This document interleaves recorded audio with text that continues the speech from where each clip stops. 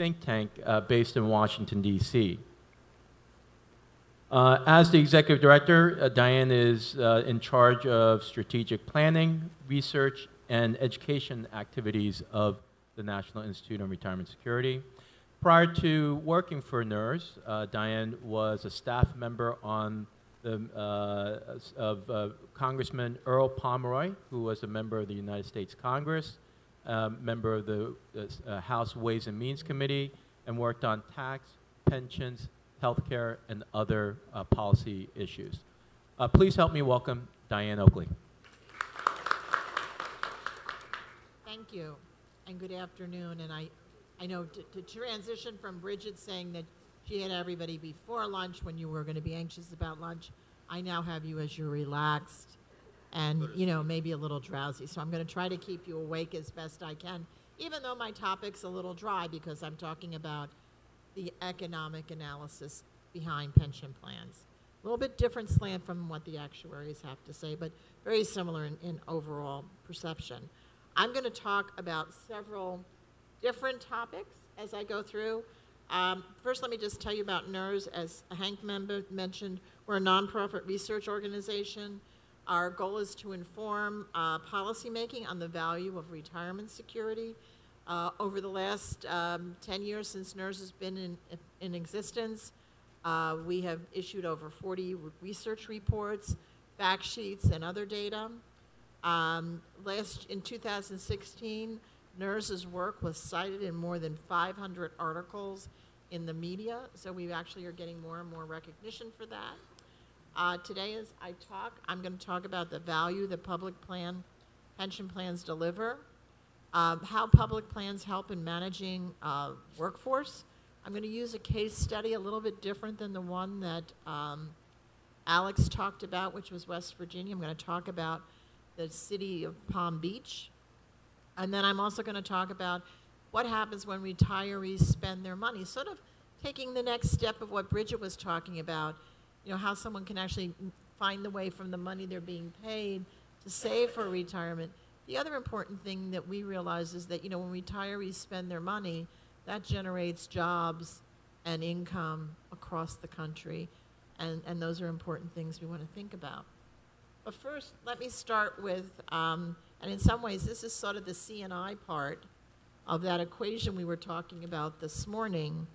The financing of state and local plans. One of the things that we do, and NASRA does the same thing, is we look back historically at, you know, what were the sources of the dollars being paid to retirees today? And again, this is a national number. What most people in the public don't understand is they think that the government pays for the entire amount.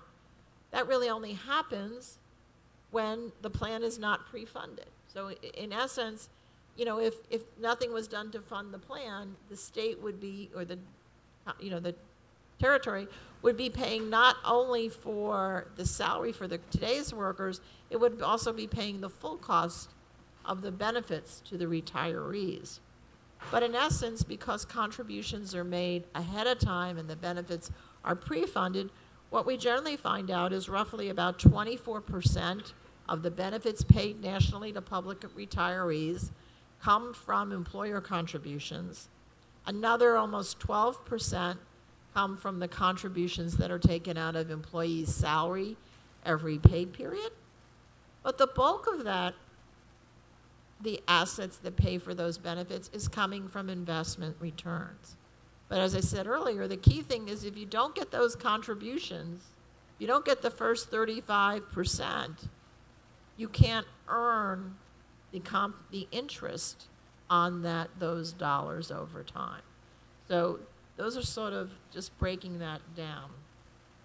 When NERS looked at the economics of offering a pension plan, we've capsulized that in a paper that's on our website.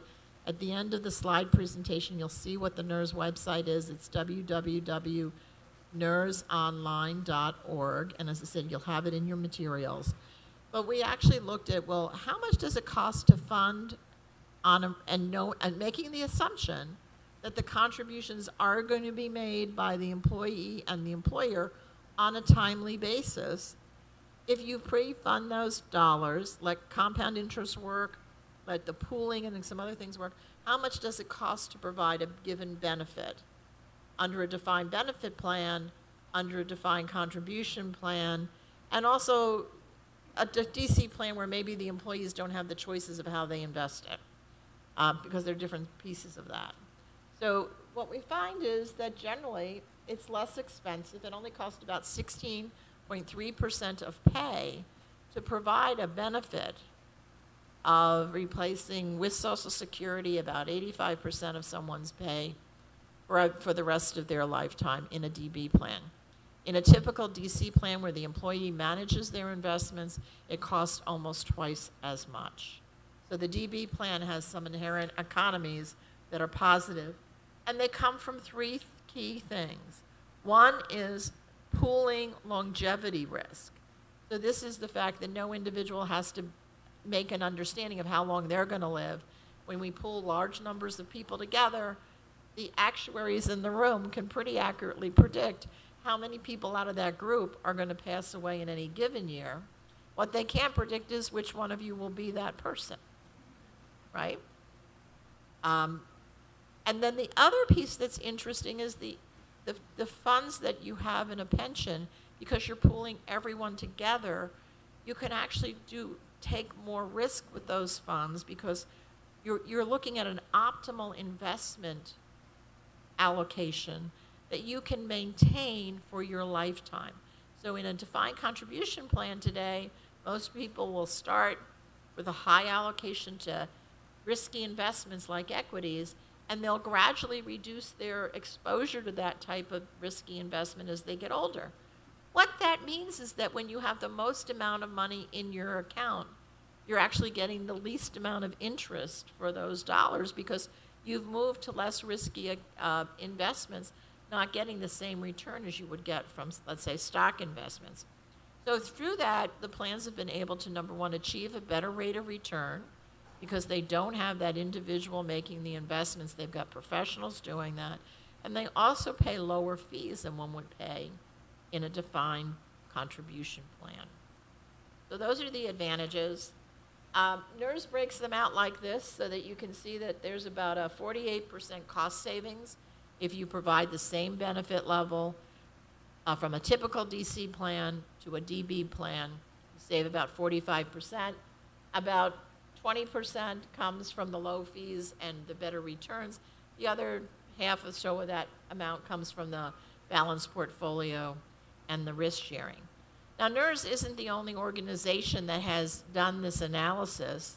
The state of Texas, for their Texas teacher retirement system, they took the methodology that NERS developed initially and expanded that analysis to not only look just at defined benefit, defined contribution plans, but also a full range of different designs of retirement plans. So they look at cash balance, they look at hybrids, they looked at stacked hybrids. So they look at all the different types of opportunities. And what they find is the defined benefit plan is the most cost-efficient way of making investments.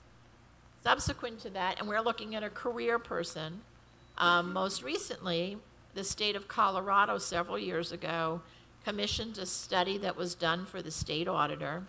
And they not only looked at different design structures, they also looked at employees at different stages in their working career. And what they were able to determine on that Colorado plan was, in Colorado, employees at every stage of their career and under every different type of option ended up, for the same dollars being spent with a much better benefit, having a defined benefit plan, or in contrary, ended up with a lower cost in the DB plan than they would have if they made that same type of benefit but had to do it from a different system. And so Colorado kind of sums it up. Colorado Para is the blue, that's 100%. If they had a DB-DC combination side by side, it'd be 160% more. If it was a cash balance plan, you'd almost need 180. And if it was a self-directed 401k type plan, you'd need 240 times the amount that you need under a DC plan. So basically the analysis has shown that these plans are better. And then this is also from the Colorado Para information, where they looked at individuals. Each of those balloons describes an employee at a different point in time in their career, someone with 3, 10, 20, and 30 years of experience, the benefits under each of those options, what percent of pay they would get as a benefit under the DB plan, and how that would be less under each of those different options at the same cost.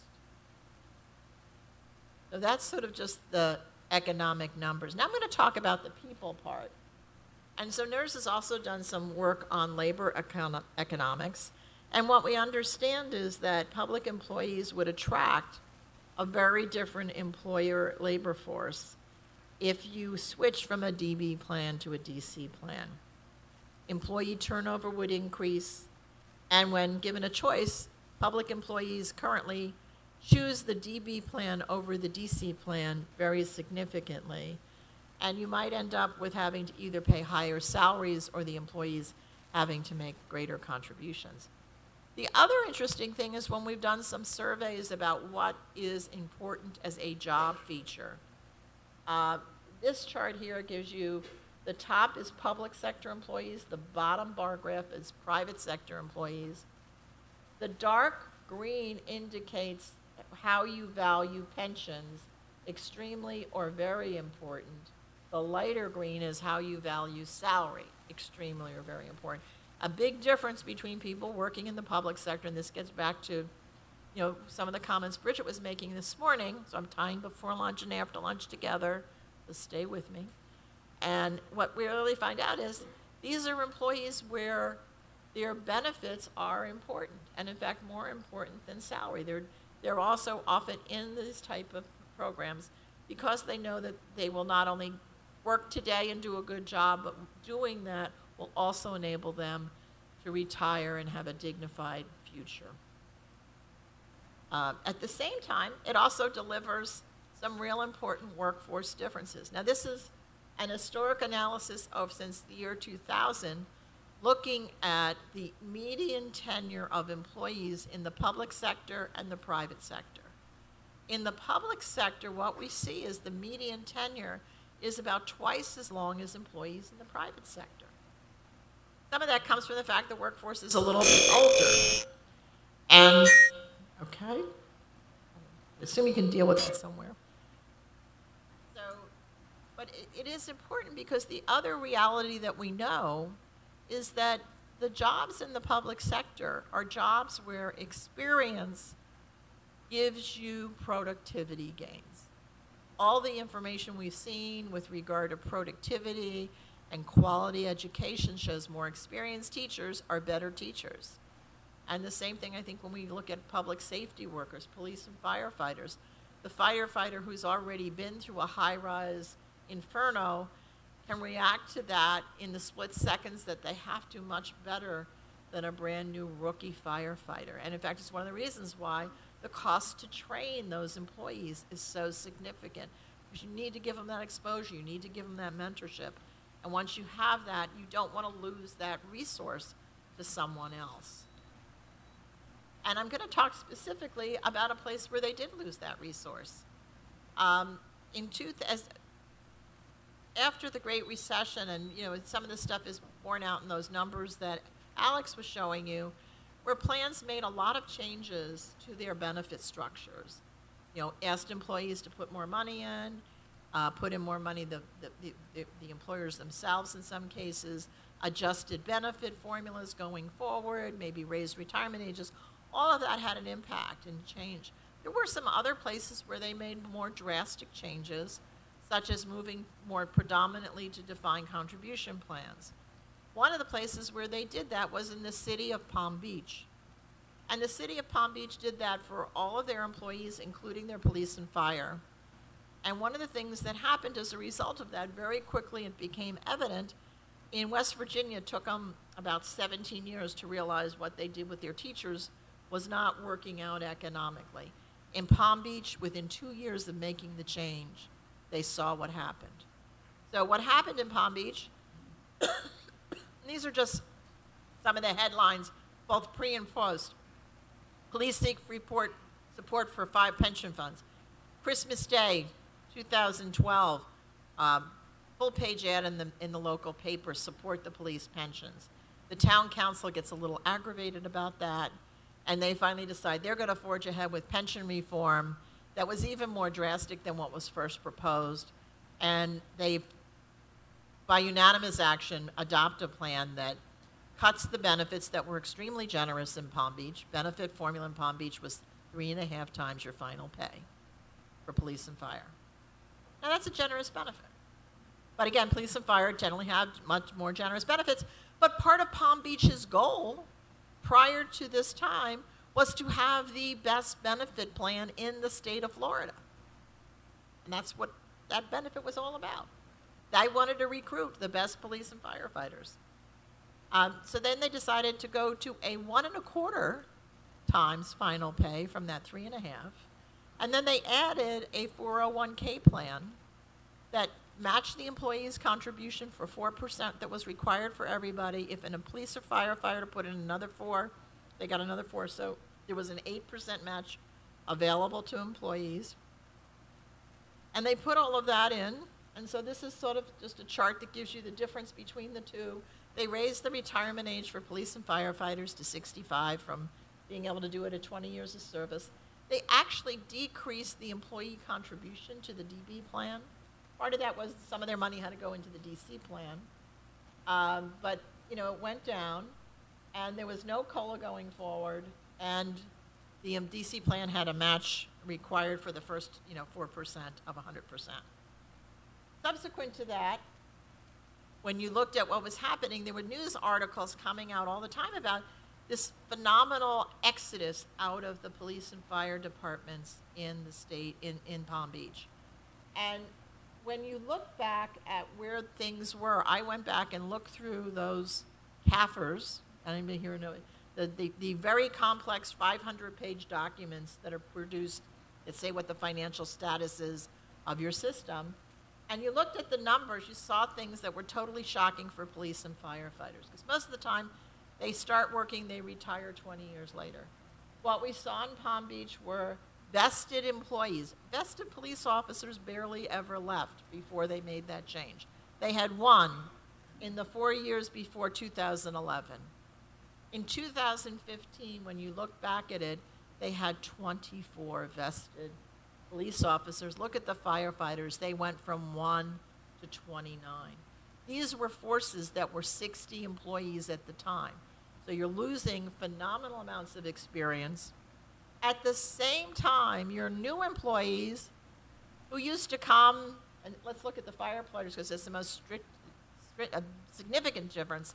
They had 3 firefighters who left, who weren't vested. So that you were getting people who came and then stayed. And then in 2015, when you look back, they had 31 new firefighters who got hired, went through the academy, went through their rookie years, and left as soon as they could to go to a nearby town and go in that defined benefit plan that that other town offered because it gave them better benefits in a DB plan, and no one there valued that defined contribution plan. So this is what happened. So basically, they lost their entire force. And then here's just demographics about ages and whatever. And so I won't go through this in detail, but basically what you're seeing is they went with half of their force having less than 4 years of service in both police and firefighters. In 2016, having realized that this was not a good move on the behalf of Palm Beach, a new town council had been elected, and they went back and changed the plan back to a defined benefit plan. So it didn't go back to the 3.5 times, but it went back to 2.75% as the benefit multiplier. Benefits were based on the last 5 years instead of 2 highest, so addressing some of that spiking possibility that I mentioned earlier. Retirement age went to 56, more in line with where other public safety systems were. And the employees actually were willing to contribute more to that plan because it meant something to them. They understood the value of it. There still was no COLA. And the DC match was done away with. And ultimately, the town saved money. And ultimately, the same newspapers that were saying, no, you need to change this plan, came back and said, this is the plan we need it for everyone to have. And the union firefighters who still hadn't ratified the contract needed to get on board with the plan. The other important thing that's out here in Palm Beach is it was also identified that in Florida, it cost about $240,000 over the course of a public safety officer's early rookie years to train them all in. That's taking into account their time in the academy, taking into account the salary and the time of individuals to supervise them. What Palm Beach lost by losing 100 employees was millions of dollars of cost for training and developing their workforce that went out the door. And so those are important things to consider in terms of workforce management. So we do know that it improves productivity. Pensions enable workers to also recruit and retain them. Moving to a DC plan certainly affected what happened in Palm Beach. It impacted, I'm sure, what happened in West Virginia in terms of people not being able to afford. And so this is that other piece, that efficient transition of the workforce, enabling individuals to leave when they can. Let me just speak quickly to the last important component that has a component every place people get a DB pension. Bridget mentioned, that spending of employees, but the other piece is retirees spend their money as well. And so NERS actually has done research called Pensionomics. We most recently updated it in 2016. When we did that, we found nationally that the benefits being paid to retired teachers, police officers, other public sector employees actually supported $1.2 trillion in economic activity in our economy. That those dollars being spent supported 7 million jobs and generated $190 billion in federal, local, and state government tax revenue. Each dollar spent generated $2.21 of output into the economy. And when we look at what dollars the taxpayer put in, recognizing that the taxpayer only puts in about 1/4, the taxpayer investment in supporting that economic activity ended up for every dollar generating $9.19. So just to summarize quickly, pensions have valuable built-in economic efficiencies. They help attract and retain workers and build productivity in the government sector. And the benefits paid out to those workers do come back and support our community in terms of jobs, tax revenue, and economic activity. With that, I think I'm handing it back to Hank. Great. Thank you, Diane. So for folks who may have questions, what we'll do is we'll hold off all questions until the end of this session, and then we'll answer all questions simultaneously.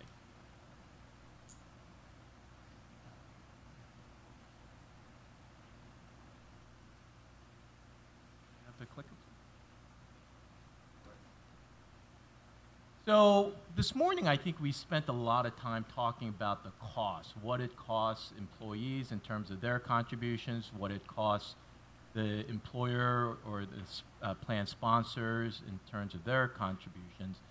And what Diane and I hope to do is talk not only relative to this conference about the cost, but the benefits and the economic revenue that's generated by public pensions. And so I think Diane did a wonderful job not only talking about the financial aspect, which was the pensionomics piece, but also the human costs or the human benefit and costs if you lose experienced workers.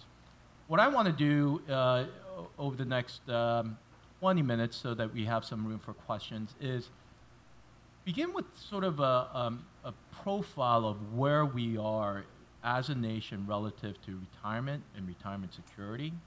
Talk a little bit about where public plans fit into the overall scheme of retirement security. And also, if we are going to talk about where public plans, particularly GERS, might go in the future, I think it's helpful to understand where public plans came from so that we have an understanding of sort of the linear line from where we began to where we are now and where we might go in the future. So just a quick note about my organization. So very similar to Alex's organization, the National Conference on Public Employee Retirement Systems. We represent public plans throughout the United States and a handful in Canada. GERS is a member of NCPERS. And like many trade associations based in Washington, D.C., we have three main functions. We advocate on behalf of our members, both at the federal level in Washington, D.C., as well as at the state and local level. We conduct research to find out more about our sector and tell the good word about public sector pensions.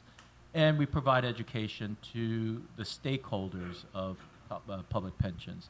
In the past, we used to view stakeholders in a fairly narrow view of our membership.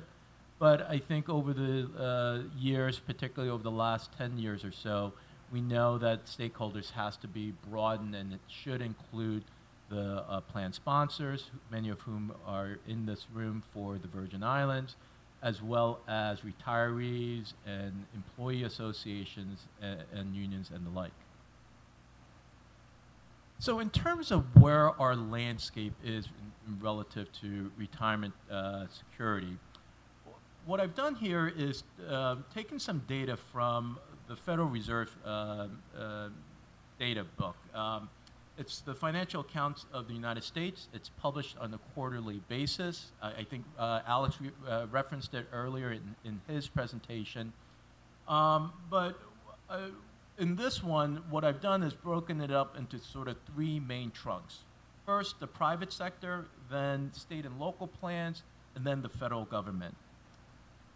And so, as you see, this data is fairly new. It's from June of 2018, so just over under 2 months ago.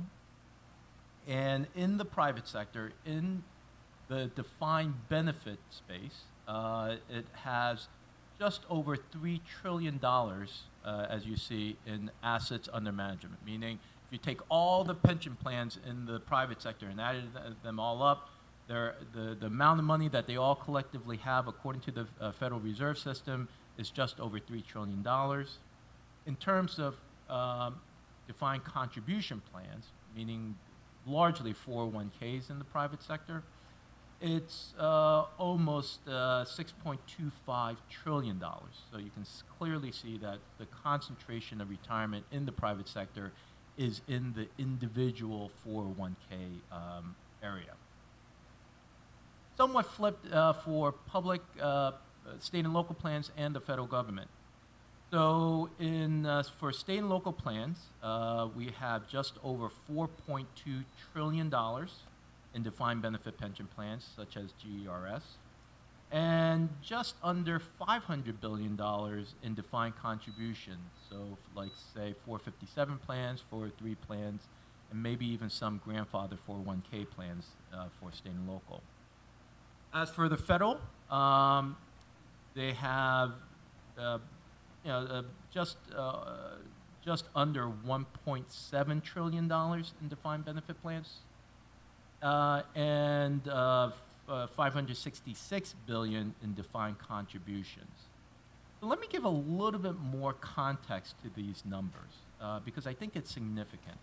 So the next layer of data I'm layering on here is from the Bureau of Labor Statistics, who keeps, it's part of the Department of Labor, and they keep data on the U.S. workforce. So this Bureau of Labor Statistics, or BLS, this data comes again from their June 2018 set of release numbers. And the total U.S. non-farm labor workforce as of June 2018 was 149 million working Americans.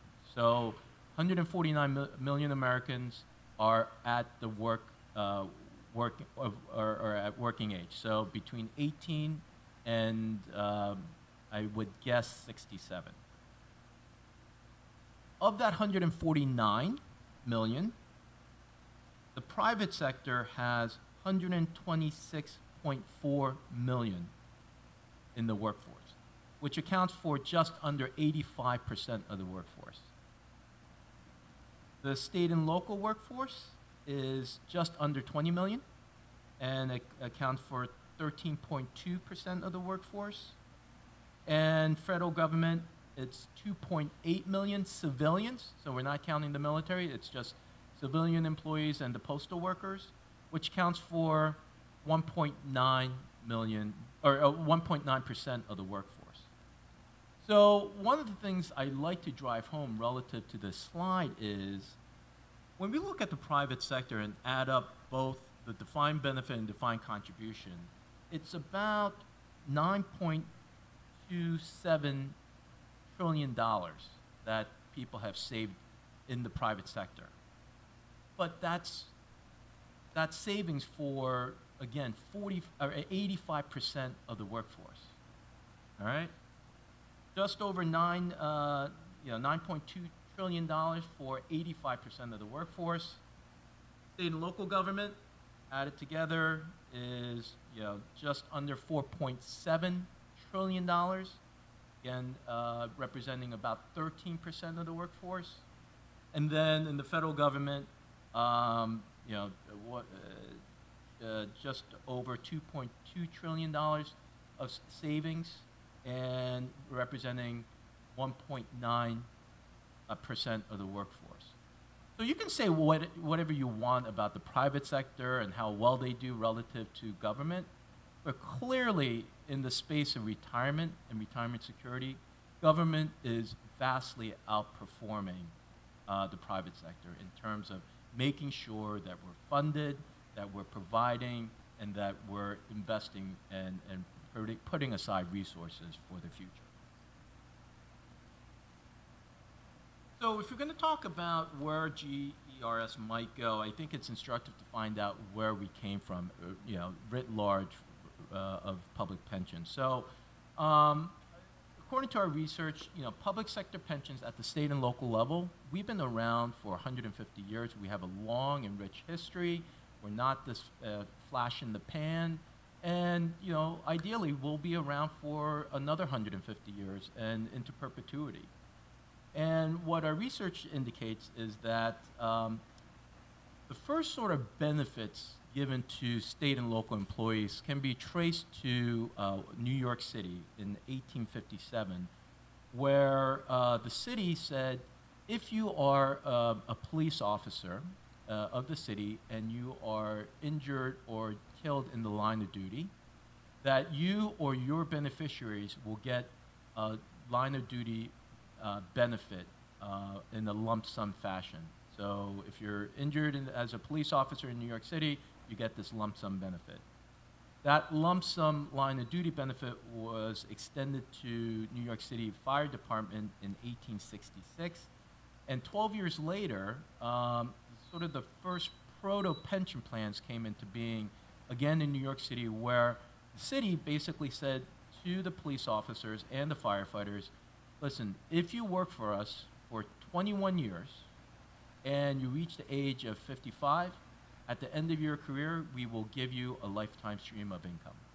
So we count that as sort of the first proto state and local pension plan.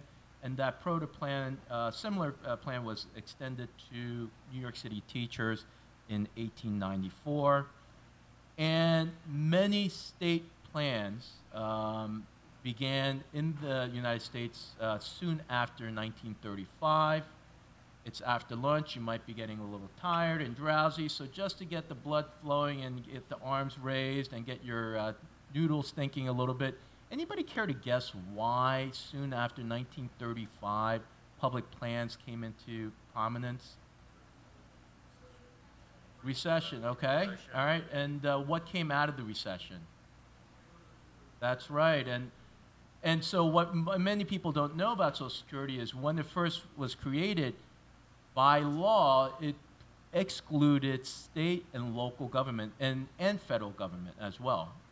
Because at the time, our constitutional understanding was such that there was concern about the federal government taxing state and local government for Social Security, and as a result, state employees and as well as federal employees were excluded from Social Security, and states quickly realized that they needed to create a plan that could compete or be a model similar to Social Security. And so you see a proliferation of statewide plans soon after 1935. And you see that history still being played out today. And I think, Alex, you mentioned it, or Jonathan, you may have mentioned it, where large pockets of state and local employees today are still outside of Social Security. They're not covered by Social Security, generally concentrated in education or public safety. So that's, if you've ever wondered why public employees were outside of Social Security, this is the reason why. So I think this data is very similar to what Alice went over. So let me skip a little bit and try to reserve some time for question and get to sort of the punchline, which is, like NASRA, like NERS, and our sister organization, NCTR, we have a collection of resources and data. Large amounts of it are available on the free public-facing portion of our website. So if you go to ncpers.org/resource center, you'll see a list of the things that you can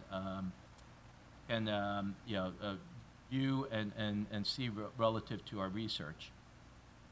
And secure choice is one of the things, and we'll be talking a little bit about that. Diane Capehart and I will be, and Nathan will be talking about secure choice later on today.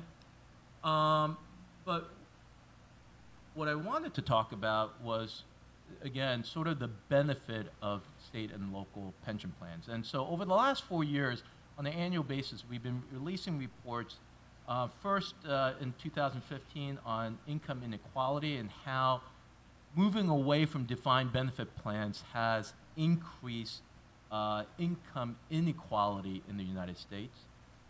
I think it's absolutely fair to say that some amount of income inequality is good overall for the economy. You want people striving to get to the next rung of the economic ladder.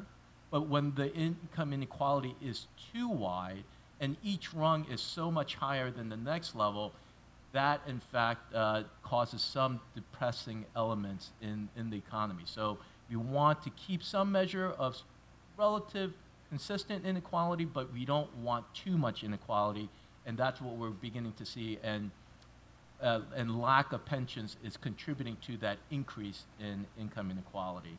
We followed that up with economic volatility in 2016, where what pension plans do, because we are long-term investors, we don't buy high and sell low, which is what many folks who are individual investors and not sophisticated investors do. And as a result of that, we do help stabilize the volatility in the economy. And again, as pension plans go away, particularly in the private sector, that income stabilization effect of public plans, that impact may be can wane because of lack of pensions. And then last year, economic loss. Basically, when we do pension reform, what we're effectively doing is cutting off our nose to spite our face. And this year, to give a little bit more color to this notion of cutting off our nose to spite our face, we come back with an analysis called Unintended Consequences, how if you scale back public pensions, it puts government revenues at risk. And it really largely, in many ways, builds on the pensionomics work that NERS and Diane has done over the last 10 years, but we added several different component to it. And so, again, I'm running a little bit on time, so let me just sort of get to what we were trying to do with this research, which was, one of the main questions we wanted to ask was, do state and local revenues generated by public pensions exceed taxpayer contribution to public pension plans? Another way of phrasing it is, the revenue generated by the investments and the expenditure of retirees at the state and local level, does that revenue exceed what the state has been putting in as its contribution to the pension plans? This is a detail of how we came up with our data and methodology. We did have to create new sort of economic models to particularly estimate the economic and revenue impact of investments of public plans, and I think it's very novel and at the vanguard. Certainly, I think over the years, as we start refreshing this research on a biannual basis, I think there will be some amount of refining, but we're very confident in the overall methodology and economic modeling that we produced. So what did our study find? So the first thing that we came to realize was that in terms of economic growth, for every $1,000 of pension fund asset being invested in the economy, it grew the economy by $1,088. So essentially you invest $1,000 into the economy, and it generated $88. And it doesn't sound like much, but what institutional investors and public plans are, with that data we showed you of $4.2 trillion, or in 3.7 trillion in 2016, according to the United States Census. When you have that kind of scale, that $88 per $1,000 of investment generates literally hundreds of billions of dollars in terms of revenue and economic activity. So in terms of detail, what did we find out?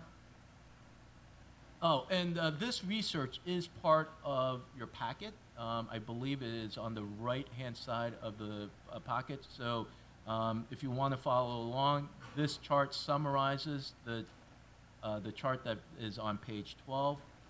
And the investment of public pensions contributed $587 billion to the United States economy, which led to $125 billion in state and local revenue. In terms of retiree spending, the numbers here may be slightly different than Diane's because, again, we use slightly different modeling.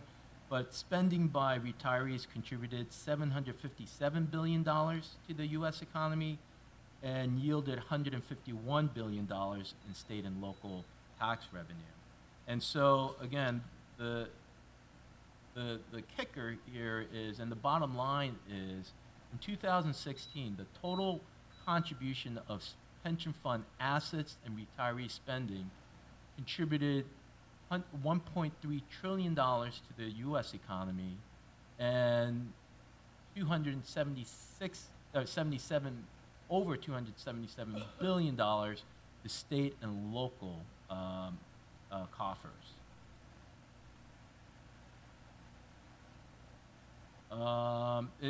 Again, beginning on page 16, we break down the total revenue by state. We do not have data for the Virgin Islands. We can work on that if this is of interest to folks in the room, and if we're lucky enough to be invited back, and if we have this in the future, then we'd be more than happy to present on what sort of economic and revenue stimulus GERS provides to the islands. But bottom line is, if there were no public pensions in the United States, state and local, the burden on taxpayers would increase by $137 billion. And so with that, let me come to a conclusion, and if there are any questions for Diane and I, we're more than happy to answer them. I think there's a question over here.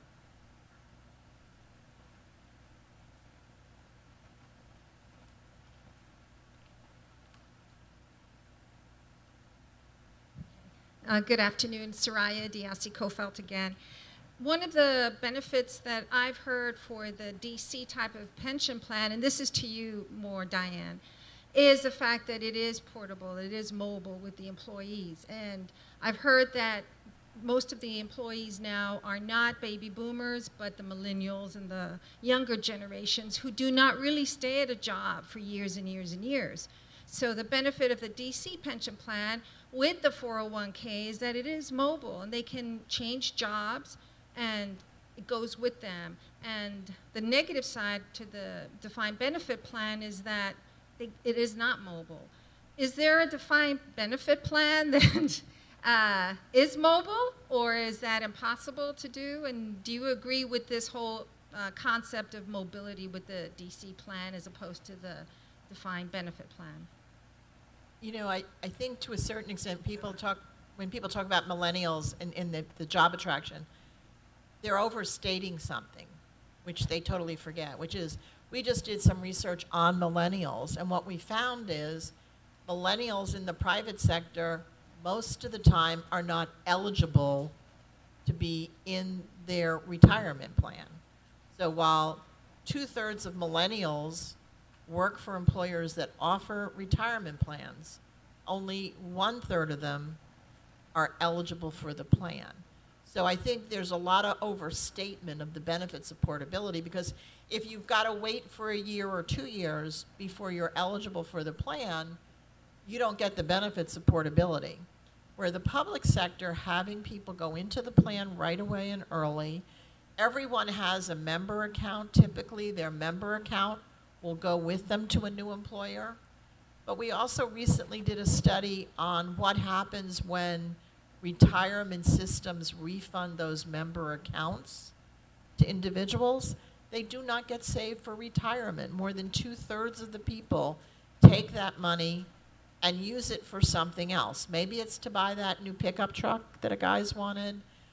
Maybe it's to take an extra vacation or something like that. So in essence, when I think there's some benefit of that, but again, you have to look at what are the jobs that you have in the public sector. You have jobs, police, fire, teachers are the main categories of workers. And those workers are people that you want to have experienced people and you want to retain. You don't want to be the technology company that really wants to get rid of that person who's been with you for 5 years because their technology skills are no longer at the apex of their usage. So we really have a different workforce, and we have to understand that. So I think portability is there, but I think it has been hyped up way too much, and I think for many people, having a benefit that you can get in from the first day you start working, your member account is created, it's compounded with interest when it's refunded to you, and you're getting a much better deal than what would happen on your own in the private sector. So I think the portability argument tends to be a little bit overdrawn. So you have not heard of this sort of a double system where it is portable rather than for the defined benefit plan? I will say, is there such a creature? Actually, the plan that I mentioned in here in this comparison in Colorado, Colorado added a feature to their DB plan that said, if you as a young employee leave and go someplace else, but you leave your dollars with the state retirement system until you reach your regular retirement age, if you're not vested, you will become vested. And once that happens, when you hit retirement, we'll also match whatever your contribution was 100%, whatever's in your member account. That enables them to actually get the best of both. So there are things that you could do in DB plans if you wanted to make them more attractive. portability and taking it with you isn't necessarily the best thing because, as I said, most people, when they get it, it doesn't stay for retirement, so they don't take it with them, they spend it. Rocket, did you want to Okay. say something? Yeah, I was just going to add a little bit to what Diane was saying. We are currently, we being Siegel and me, working with a lady at Cal Berkeley on a study that shows the value of the DB plan versus the DC plan for every step along the service category life of a person. What it's showing that while there is some portability issue in really, really short service folks, once you've got 4 or 5 years in the program, the DB plan still outshines the DC plan even if you leave. The other thing about portability is, in many governmental plans, if you stay in government service and move from one city to another in the States, for example, you're often allowed to take the money you get transferred to you from the first city when you terminate and buy the service you had there in your new city. There's a lot of portability built into the program. Could we look at better things? Sure. There's always something better we can look at and do. But they do not, the folks who attack governmental DB plans choose not to point out the things that go against their argument. And then I think Bridget has a comment. Yeah, and I just I would like to dispel the myth around millennials craving portability. Millennials crave retirement security just as much as any generation, but unfortunately have been the generation most leveraged by student loan debt. That to say we don't want portability is also to say we don't want to be homeowners. We haven't been able to afford to be homeowners. If you're making 40 grand a year and you're paying $600, $700, $800 a month just to repay your education, you're not able to put away money to put down a down payment for a mortgage, let alone think about investing in your 401k. So I think I really just want to make that point because it often gets said that this is some sort of new trend that millennials want, and it couldn't be further from the truth. Right. And I'll also add to the debt issue. In the public sector, in many cases, there are student loan repayment programs, both at the federal government and often sometimes at the state government, especially like in education for teachers in areas where they want to attract individuals to those specialties. Good afternoon. Well, first, let me make a statement about millennials. I think what we need to do is give millennials more opportunities on the workforce, first of all. Millennials are after 2000, most of them only making 18, 19 or around there. So we keep harping on millennials, but we're not giving them the opportunities. They're likely to be in the workforce a lot longer than people who are of retirement age and are being recycled, especially around here. So that's my first statement. The next thing, I know we keep talking about different types of system, different options, and I guess I'm anxious to hear how does our GERS compare? How do we size up to all these strategies being, attempted in other jurisdictions? I don't know if it's going to come later. You might have said that earlier, but that's where I'm anxious to get to because we're hearing all these options and opportunities, and we're wondering, have you looked at our system and are going to direct us at some point what might be best for us to try, other than just suggesting that the sponsor put in more money, which is usually what we hear. Yeah, so I think we'll begin some of that conversation with the last session this afternoon, and then significant portion of tomorrow on sort of those types of questions. Okay, and then I have one more. Rocky, you said it earlier, and I just want to know how much we take this into consideration. You made a statement about the actuaries don't really contemplate or consider the local economy or the impact of their advice on a local economy. And one such impact here locally is when our board accepted the advice to cut out the local GERS loan program, a program that was not failing, and it hurt our economy because it took money out of circulation here. So I just wanted to make a point and emphasize that because I saw that as a negative impact on our local economy, even though it was supposedly an attempt to save liquidity of the system. At the same time, you hurt the local economy, you hurt gross receipts, you hurt spending power. So I do believe that we should weigh more closely when we're taking advice of actuaries who you clearly heard do not take into consideration the local economy. We have a responsibility to the local economy, the same people that you're talking about protecting as well, before we become retirees. Thank you.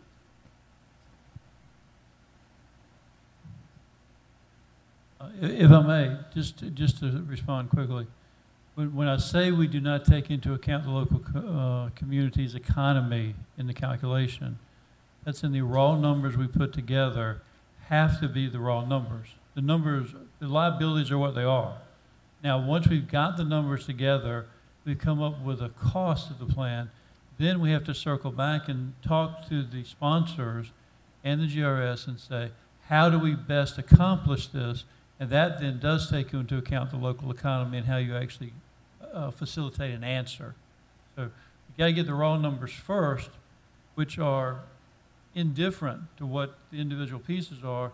And then once we get the raw numbers, then we circle back to actually developing a plan of action to take care of the issue.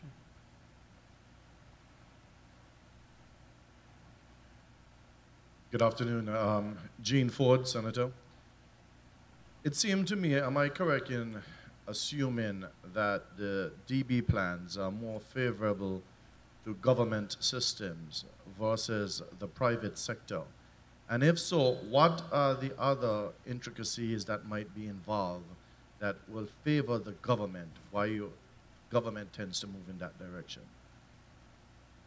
Well, I'll start off the response. I'm sure Diana and others may have comments of their own, but I think you're absolutely right.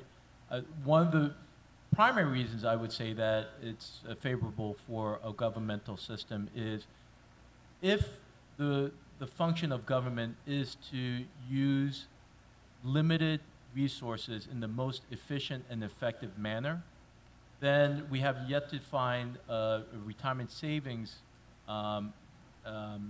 plan design that is more efficient than a defined benefit plan because of the research that Diane did and how it shows that it's effectively, twice as more efficient. So just from a strictly efficiency and the function of a government, I would say yes, I think government and DB plans go hand in hand.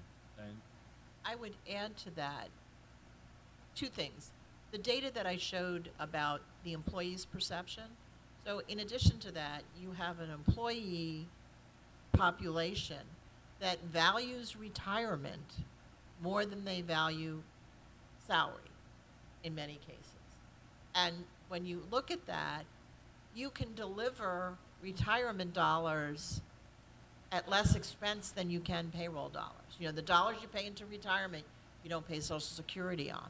If you had to give them salary, you'd have to be paying Social Security and other things. So that's one piece. The other piece of it I would also say is you also have workforce management issues. In other words, you want to make sure you've got predictable being able to replace teachers when they retire. We heard earlier about getting jobs for millennials. Being able to have this predictable workforce and retain it gives you the productivity as well as giving you new job opportunities for your coming generations. If you want to maintain, the congressman I used to work from was from the state of North Dakota, and until they found oil under the ground, North Dakota lost a good deal of its young population that had become educated. They chose to go to someplace else to make their living. But if you can also provide job opportunities for those young millennials because you have people retiring, and this is something the private sector is now finding, that individuals are getting to retirement age and they cannot afford to retire. In the private sector, they can actually pay somebody to not work. Now, in the public sector, that's not usually something that you can do. But in the private sector, they often give people buyouts to leave when they are older. That's something typically not done in the public sector. But so there's differences in how you manage the workforce, but the private sector, I think, is starting to realize they no longer have that workforce tool to help manage the transition of new employees and old employees in and out of the workforce. those older employees have higher cost in healthcare. So there are implications all over the place here. So anyway, with that, I think I gave you probably more than you wanted on that. Rocket, did you want to add a comment? Yeah, I have several points on that. One is the very nature of government. First of all, you're perpetual. The Virgin Islands are going to be here 100 years from now, whereas Carnival Cruise Lines may be gone tomorrow. They could go bankrupt and be out of business. The DB plan is structured more for the perpetual entity than the one that's here and gone. Secondly, for governmental entities, your employees, when they retire, tend to stay where they lived. So what does that mean? It means that your people are your people forever. It means if they retire and do not have sufficient income in retirement, they will cost you more money with old age subsidies that the government supplies. That is a big issue. We did a study on this about 1.5 years ago. Hank said 80 million population of workforce in the U.S.? 150 million. Half of that is absolutely saving nothing for any reason whatsoever.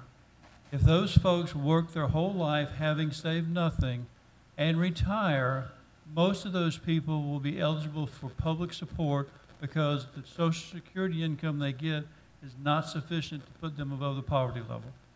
But that's a reality for government also that you have to deal with the folks. One last thing, and this is government regulation. The federal government does not regulate state and local plans. Federal government regulates private sector retirement plans. They have basically enacted laws to overregulate those plans out of existence.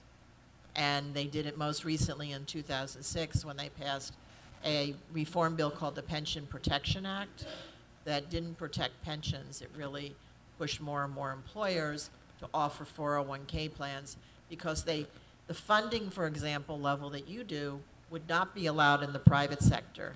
They'd have to fund the plan at a much lower interest rate based on getting there, and the cost would be so variable that private sector employers have totally backed away from them. Afternoon. Yes. No, go ahead. I'm sorry. I was, yes. Hi, I'm Janelle Sorrow, and I'm a senator. And I totally understand what Ms. Bridget early said because I'm a millennial, and I fall in that category of burden with student loans and the inability to even own a house. So for me, the pension system matters a lot because with the upcoming insolvency, what's predicted, I should say, is that I am paying into a system where when it's time for me to retire, there's nothing. And I'd like to see the room a little more to be, I guess, should be packed with more millennials because this is our investment too. And for me, I'm just blowing money in the wind. It's true. And you really basically answered my question, but I wanted to comment a bit more on it. First of all, I'd like for a more in-depth study to be done on the territories. A more in-depth study to be done on the territories' pension program because a lot of it was Florida and, pension systems for teachers, pension systems for firefighters, and our pension system is one big black hole.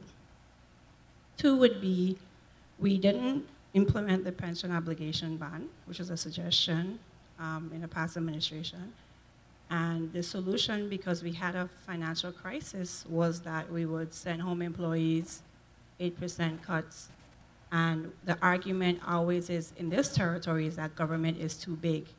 And a result, because of public pressure, our politicians have some, not all, bought into the argument, and we've really, I say our, I didn't say our. We've really scaled back on the size of government.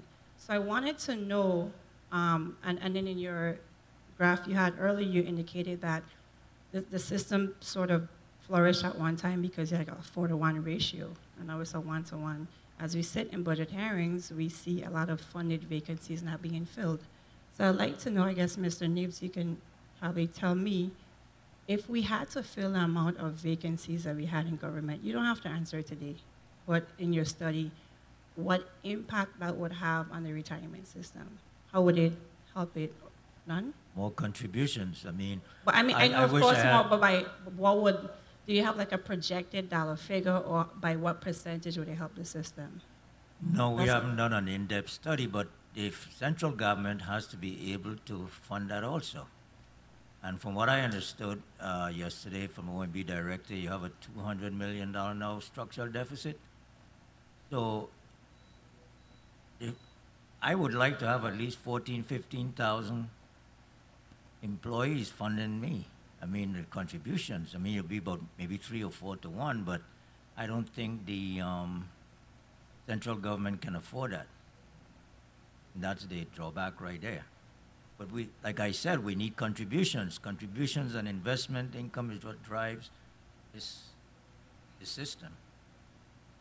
Two observations from what you mentioned and asked about. In 2011, when the Economic Act was being introduced, and there was a discussion about 1,000 to 1,500 jobs cut from the government side, we did do a study of that, and we showed that that has a significant impact on contributions, which I think at the time moved the insolvency date back a year and a half. I can't remember the exact time. But it was a study was done, it showed the impact, and it was negative on the pension system. The other thing you mentioned was back when you had a 4-to-1 ratio, were we really in that good a shape? And the answer is the 4-to-1 ratio cut down on the cash flow of retirees. You still were only paying about 70% of the Aarp at the time, so the people that were earning benefits, you were still underfunding what they were earning. The other thing that happened at that period of time, which is back in the 90s, is the stock market was insane. So the stock market could hide a lot of bad practices during that period until it hit and got to a more regular mode from 2000 to 2015. So a couple of those things, one, hid what was really going on, and two, it was already starting, because you see the slide beginning in 92, even though it looks better and feels better, it's not doing well. And it really hits the fan around 2002, and then most recently the last few years. Last question in the back. Yes, good afternoon. Anthony Bobby Thomas. Good question by the Senator. Mr. Nibs, you mentioned that you need contributors, but earlier today you said for you to save costs, you're trimming staff as well. So it can't be both ways. My question is, who benefits the most? Is it the central government in savings by cutting membership, or the system would benefit by having a bigger central government? That's the balance we need to figure out. System as a whole, obviously, if we get more contributions, it would benefit us, right? Now, cutting the GRS stuff, you're talking about a minimum amount. You consider of the 8,669 active employees, 86 is GRS. No, my fault if that was the understanding. The reference to your cutting is parallel to cutting across government, period.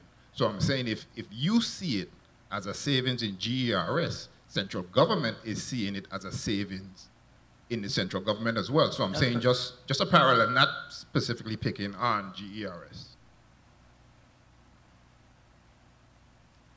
Well, the government needs to fund the ADEC, and they have not done so like they should since 1991. But that's a big elephant in the room, isn't it? Obviously, the government is trying to cut back on expenses. I heard So the governor made a statement that I want to see what GRS doing about cutting their administrative expenses. But we plan not to fill some vacancies. So we have savings already. So we're trying to see how we can not fill vacancies, cross-train employees. However, GRS employees is a small amount of employees compared to the big picture. And so you're gonna have to cut expenses someplace. However, the thing is funding, trying to find, and Mr. Thomas, you're an aspirant, trying to find a revenue source other than tourism. So income can come in, dedicated source to fund that edict. If I may, just to respond quickly, and I know nothing about the management structure, GRS, or anything, but I will tell you this. An employee at GRS, let's say they're making $40,000 a year and you get $8,000 in contributions. If you cut the salary, you cut $40,000 and you lose $8,000 in contributions, you're still to the good $32,000 toward the pension fund. The government cuts a $40,000 a year person, you lose the $40,000 a year off of the income to the government, but you still lose $8,000 coming to GRS. And that's where the hit comes in that fashion. All right, well, thank you for all the questions. So we'll now turn to the next session, and then as soon as we're done with that, we'll go take a quick break. And the next session is 10 questions to ask before changing your public pension plan, elected officials guide. Fortunately for us, we have a former elected official to lead us in this discussion. Diane Capehart is a proud native Virgin Islander born on this island. Since August 2017, Diane has been working for AARP St. Thomas, St. John District as Associate State Director of Advocacy Community Outreach. Her team is proud to advocate for the 50-plus population on the islands. Her greatest accomplishment is being a United States Virgin Islands Senator in the 30th legislature, where she was able to work collectively on 68 amendments and legislature to improve the quality of life for the people of the Virgin Islands. Please help me welcome Diane Capehart. Good afternoon. Thank you, Hank. First, I wanted to ask everyone if they received one of these booklets in your package. Okay, so AARP is grateful to be here because we have 22,000 members in the Virgin Islands. And some of these 22,000 members are either retirees or potential retirees. So we thought that it would be great to partner with Scale and GRS and other stakeholders to share understanding public pensions. So AARP has this guide, and I just wanted to let you know a little bit about AARP and the 53 state offices and how retirement security in both the public and the private sector is a priority. Today, we are going to discuss two of AARP's public pension resources, which can be helpful for legislators and other stakeholders as you work through important issues related to our public pension plans. The guide that you have was created by AARP and the Center for State and Local Government Excellence. The center is a research arm of the national associations representing state and local governments. Why was this guide created? This guide was created due to the interest by the national associations representing states and localities. It had been years since an elected official's guide on pension had been put together. And the feeling was that this type of guide could be helpful in educated elected officials, those with expertise on the issue, as well as those new to the issue. The guide explains pretty simple about what a pension is, what are its objectives, and how important not to lose sight of the objectives when considering changing to a public pension plan. So this slide provides an overview of public plans and gives an idea of the scope of public plans throughout the US. You can see that where under the whole section, the public pension plans now hold more than $4 trillion in assets. I have a lot to talk about, so I won't go through each and every point, but you can see how these quick facts will be helpful to you. The retirement plan objectives, you have those who attract and retain employees, enable workers to retire in an orderly way, provide retirement security, and keep costs manageable. That's important to us. So this important slide reminds legislators and other stakeholders that there are some objectives to providing a pension plan. In many discussions about pension reform, legislators sometimes forget that there are important objectives for offering these kinds of plans.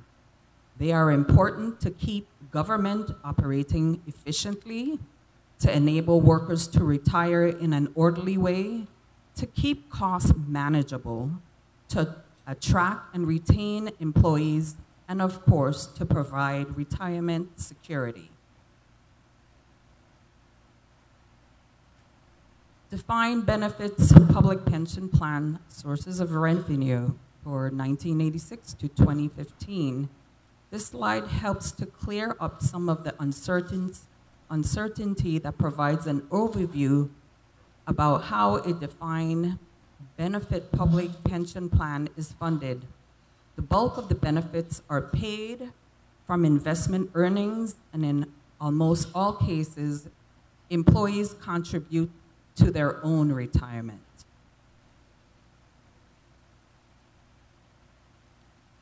Taking stock of good pension practices and policies, you have about, I think, 6 questions or 7 questions here, and of course we gave some facts. But in this slide, we discussed some good pension practices legislators should take stock of when thinking about pension plan financing or making changes to a pension plan. First, financing and whether the territory is making its annual contribution. Plan design, whether the design is meeting the needs of the employer and employee. Understanding costs, are they from past liabilities which can be erased when you move new employees into a defined contribution? Assumptions. A plan actuaries make assumptions about various issues: inflation, salary growth, investment returns that help determine how much should be contributed to the plan each year to pay benefit when employees retire. It is essential to make sure these assumptions are accurate and based on reliable data. The importance of fully funding any benefit improves so we don't increase liabilities. Last, legal restrictions to change that might be recommended because of statutory or constitutional protections. And finally, eliminating practices that might jeopardize the integrity or funding of the plan.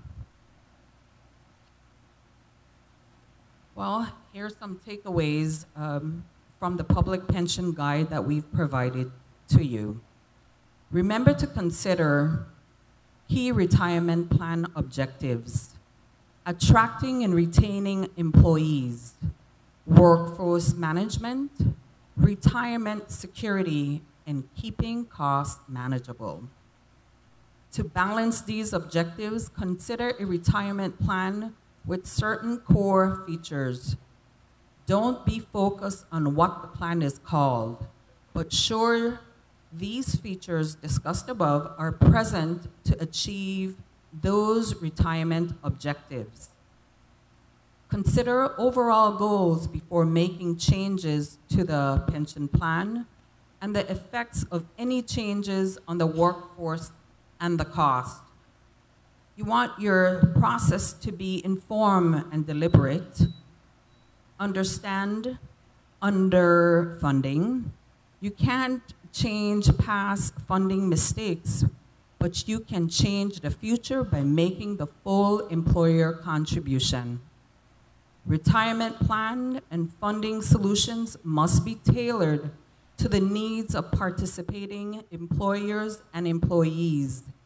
There really is no one-size-fits-all approach. Finally, communicate with all stakeholders. Keep all parties engaged and informed. So, AARP and its yellow brick road chart. If you follow the road, you will successfully get where you need to be. First, plan or systems that have trouble achieving their retirement goals often encounter those problems for different reasons. For example, they don't follow one or more of the posted signs. The closer a plan follows this road, the greater success they will have in achieving their retirement plan goals. As I said, I didn't want to go through all of them, but you have this in your package. So my former colleagues and aspirants, you got a lot of work to do. So last, important websites. Here is where you can find the guide online, and here is also a link to the website, the organization that has collaborated with AARP to write the guide. But lastly, we also included in your package the 10 questions to consider before changing your public pension plan. So you have this in your package. I'm not gonna go through the whole thing, but it's important that you know first, why does a territory provide a pension benefit to its teachers, public safety officers, and other public employees? 2, how many public employees and retirees in the territory are depending on their earned pension benefits to help provide financial security in their retirement? 3, is there a compelling reason for the legislature to consider modifying how pension benefits are provided? 4, what evidence or data has been provided to reinforce these concerns? 5, what are the policy goals and objectives of the proposed legislature? 6, does the legislation help achieve these policy goals? 7, how does the proposed legislation balance the needs of taxpayers, employers, and retirees? 8, does the proposed legislation include core features designed to best balance retirement security, workforce management, and economic efficiencies supported by stakeholders? 9, have all stakeholders had a seat at the table when developing the proposed legislation? And 10, has independent analysis of the proposal have been done?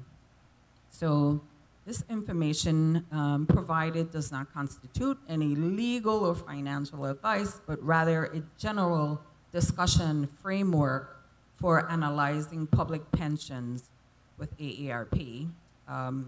So I just wanted to now just briefly go into discussing other issues, as my volunteer of advocacy, lead advocacy, Nathan Simmons is here, who is from the Island of St. Thomas, who is support staff. Thank you.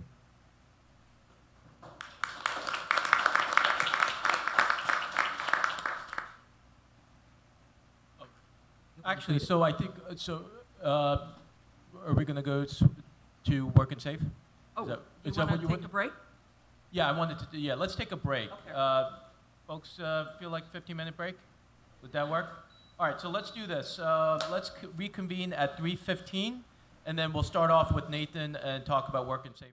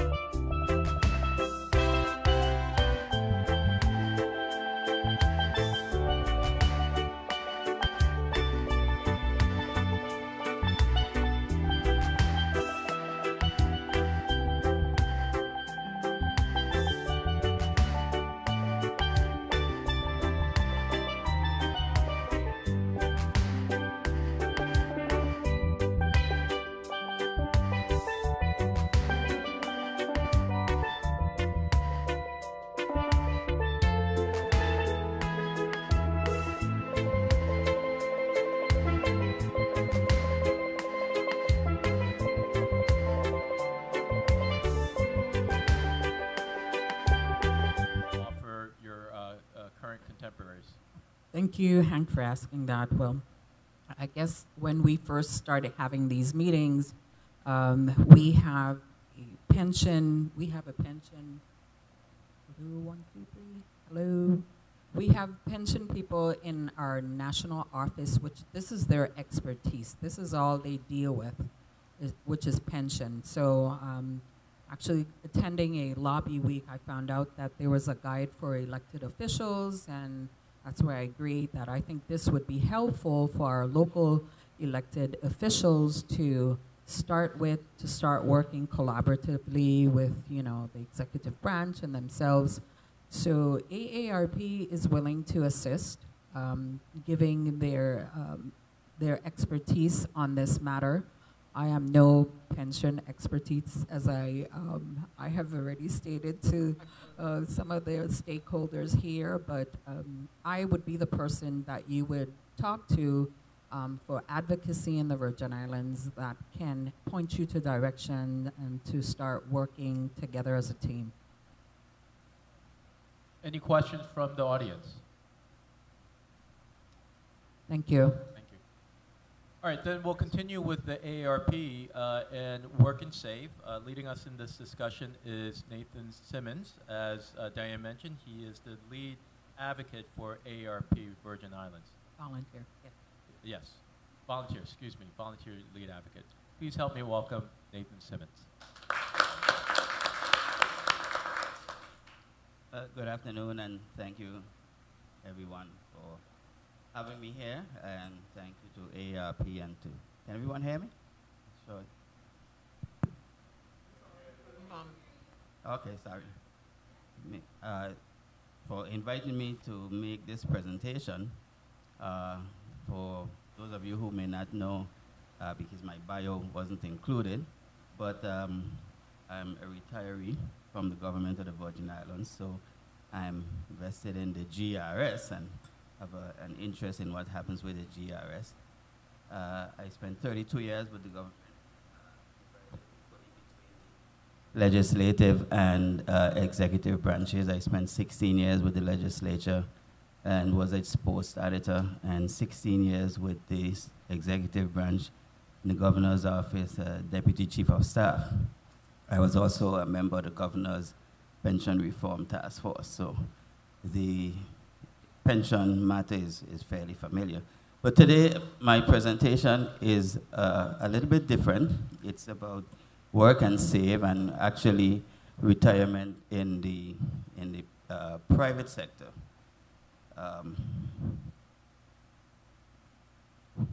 Work and Save is an innovative solution to a very old problem.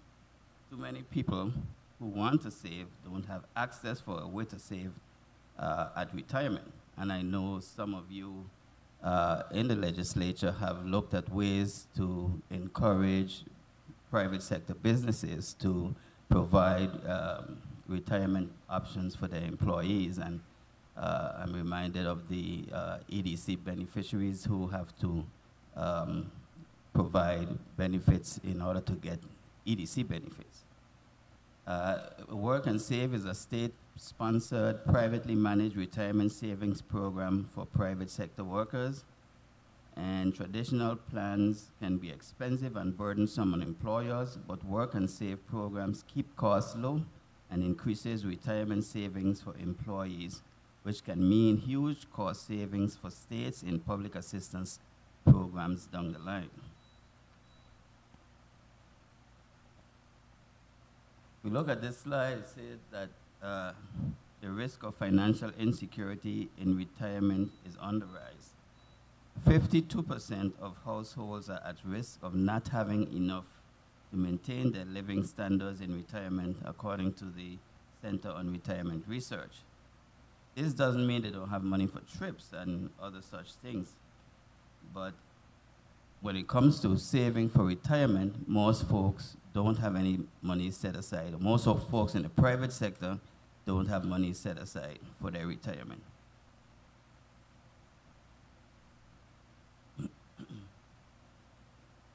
Access to workplace savings plans over the last 30 years.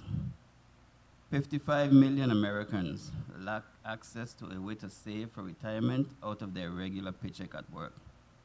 Access dropped steeply in the aftermath of the 2001 recession, and then again after 2008, and in 2013 finally started to increase after more than a decade of decline. However, still there are 45% of workers that do not have retirement plans.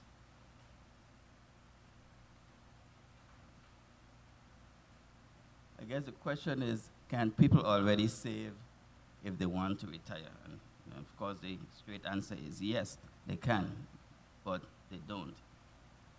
Okay, people are always free to open a retirement savings account on their own, but they simply do not do so. This has remained true for over 40 years and not likely to change. What this chart shows is that people are 15 times more likely to save if they can do so through their work using payroll deductions when covered by an employer plan. The number jumps to 20 times more likely if they are automatically enrolled, with the employee able to opt out if they choose to do so.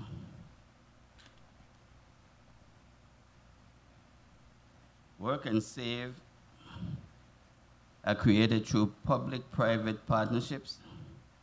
A good program would have a plug-and-play option which utilizes the power of payroll deduction, automatic enrollment, and automatic escalation when possible.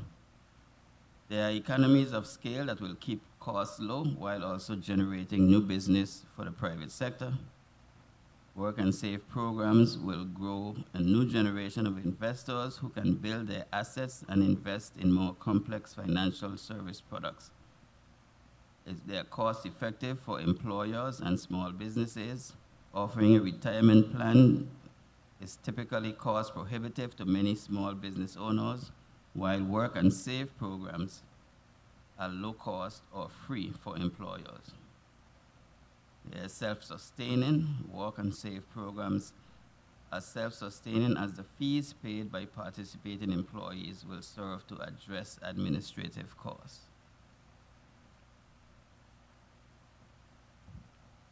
Work and Save programs can follow several different models, such as an automatic IRA, as was done in Oregon, a voluntary payroll IRA, like legislation recently passed in New York, or other types of programs. The key is to maximize retirement savings for individuals who would otherwise not have access to a way to work and save, while keeping costs low for employees and ensuring that program is simple for employers to offer. This slide shows that in 2013, just 4 states that had retirement, that had work and save programs. But by 2017, most states already have some type of work and save program. Of course, we do not have any here in the Virgin Islands, as you can see from the slide.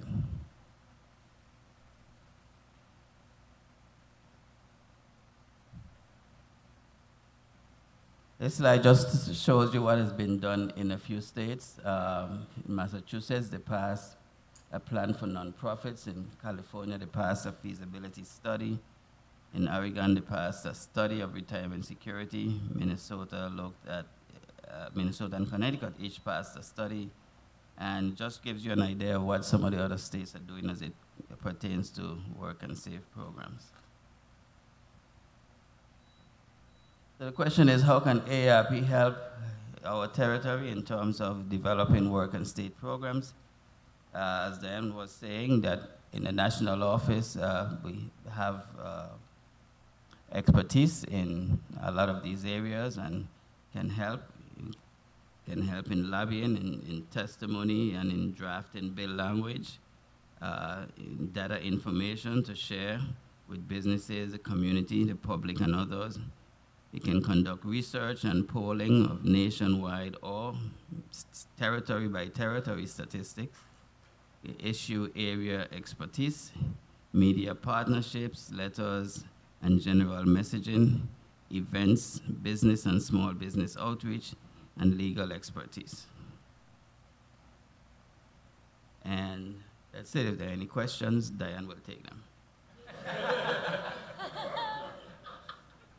Thank you, Nathan. Actually, what we'll do is we'll hold the questions until we're done with this session. And so I'm just going to add a little bit more color to what Nathan presented. And the first thing I want to mention is what we're talking about now, whether we call it Work and Save or Secure Choice or some other title that we choose to give it, let's be absolutely clear that this is not a program that is for state and local employees. It is separate from GERS, it's separate from CalPERS, it's separate from state pension plans.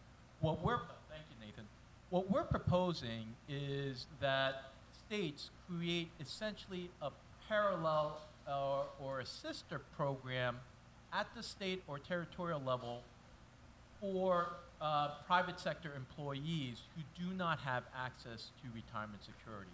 And I think we started off with this conversation early this morning. It may seem like weeks ago, but when we started at 9 o'clock this morning, I think there was a comment from either up here or from the audience that, you know, retirement security is not something that is just a province of state and local and territorial employees, but it should be an aspiration and a mission for all forms of government and for all workers. As long as you're an American, you work hard, you should have retirement security.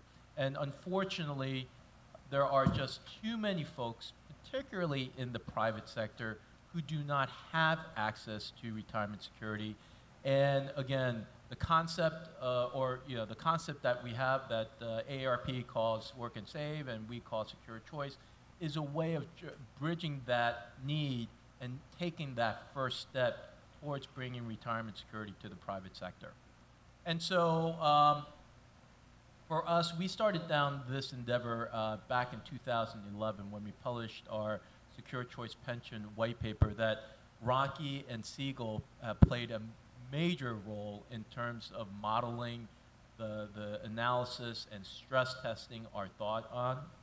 And over the last 6 years, we've taken this concept of states,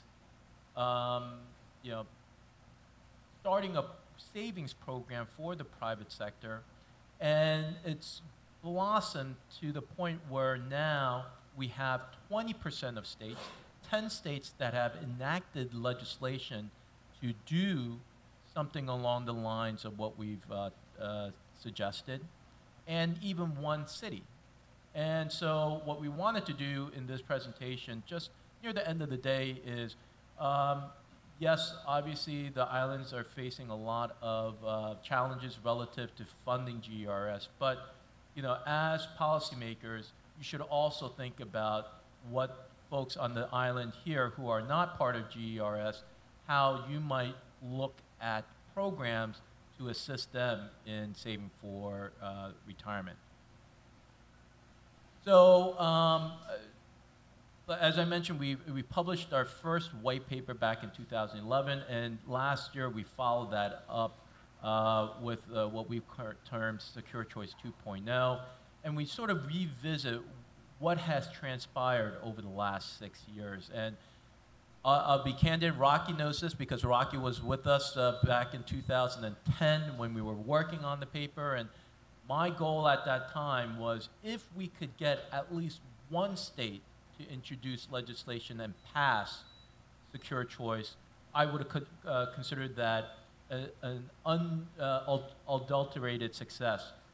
Well, right now we have 10, as I mentioned, and now we need to sort of recalculate what our expectations are.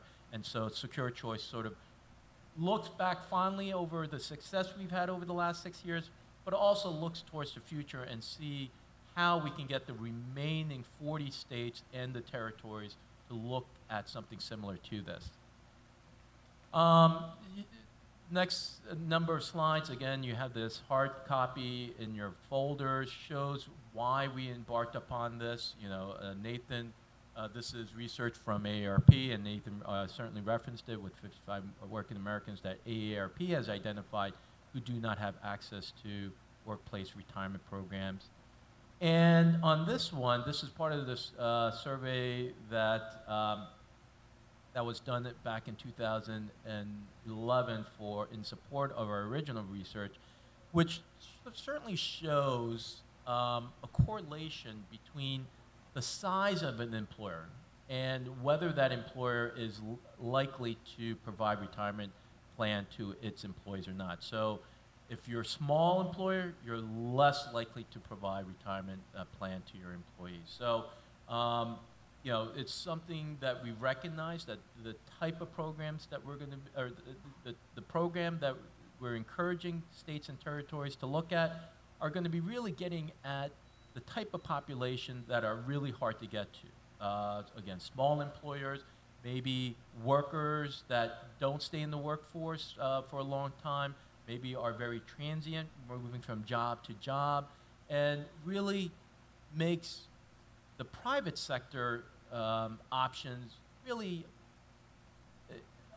infeasible for them, because the private sector 401k providers don't really want to hunt down these people, and the asset managers don't want to manage these really micro accounts. But when they add up, they are significant for the population that we're trying to cover. And Diane's organization did a study which calculated that when you take all those folks who don't have retirement security and see what they need, it's the gap between what they have currently and what they need is upwards of $14 trillion.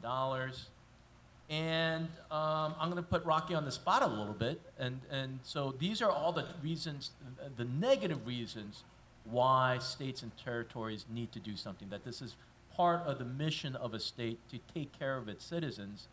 But there's also a positive benefit to it too, and it's somewhat similar to the positive revenue that's generated by public sector pension plans, which is Rocky's firm, Siegel, did a study on the benefits of establishing one of these state-initiated programs and the savings that a state or territory might expect from creating some of these programs. Rocky, we want to spend a few minutes talking about that? Sure, and I'll just give you a scenario of that. We actually did this for the state of Ohio. We dug into the state of Ohio and looked at their working population and got Bureau of Labor Statistics data and determined from ages 20 to 65, those making $20,000 a year or more, we consider those to be full-time workers. And we found out what percentage of those were not contributing to anything, no savings whatsoever. And then we took that and developed a threshold on the Social Security benefit and found that if you're making about $50,000 or less, your Social Security benefit would drop you below $20,000 a year, which would make you eligible for many older age subsidies and things of that sort. So what we did is we then calculated, we focused on Medicaid in the state of Ohio, and then we looked at the Medicaid cost, the number of elderly in Medicaid, and how much per person they were spending on the Medicaid cost for the elderly. Then we did a projection of the population as to how many new people were going to come be eligible because of lack of savings, and how much even a modest 3% secure choice plan would remove that. And the cost and the savings over a 10-year period were in the tens and hundreds of millions of dollars. We then expanded that to all 50 states. The savings ratcheted into the billions of dollars. And that's just for the first 10 years. After that, once the system has been in place, it'll be exponentially more in savings to the governmental units. Great, thank you, Rocky. So just going back to the regularly scheduled program, this is a map very similar to what Nathan presented, showing where the activities have been. And you'll see that there are the states that are in red have enacted legislation. The states in sort of the light green are the ones that have some legislative proposal and or sort of a feasibility study. The states in yellow have looked at some efforts or have gone through the legislative process between 2012 and 2016. And sort of the dark, and I wouldn't say dark, but sort of the more bluish color are the states that really haven't done anything yet. So, again, as the title of the slide shows, about 80% of states, 40 states have taken some effort to look in this area. Where are we currently? So as I said, there are currently 11 programs, 10 states and 1 city. And what type of plan are they? So the vast majority are mandatory IRAs. So there are 6 entities, jurisdictions that have mandatory IRAs. There are 2 that have essentially 401k plans that's sponsored by the state. 2 states, Washington and New Jersey, that have a marketplace. It's sort of like the Obama healthcare marketplace, where health or retirement plans sort of offer their services, and in some instances are vetted by the marketplace to see if they meet minimum requirements. In some cases, they're not. And then New York has what is termed a voluntary IRA. There was, there are, some challenges, legal challenges to these programs. As Diane mentioned earlier, state and local pension plans, we are not regulated by the federal government. We are regulated at the state and territorial or local government level. But in the private sector, it is governed and regulated by the federal government through Department of Labor under the ERISA law and regulation. And there are some who argue that the type of programs that the states are sponsoring are in fact covered by ERISA, and not only covered by ERISA, but that they may be preempted by the federal government and ERISA, and they should not start such a program. We disagree with that 100%,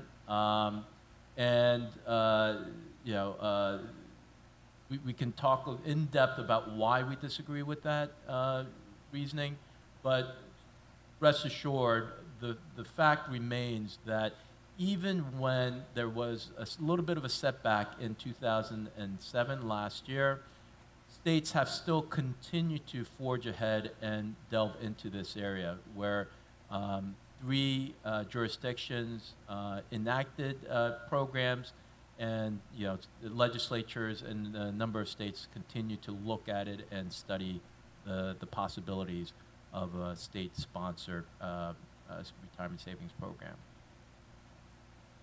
In terms of where they are, so there are states that are currently not just enacted legislation, but the program is actually up and running, and in 2 states there are actually collecting money, Oregon and Illinois.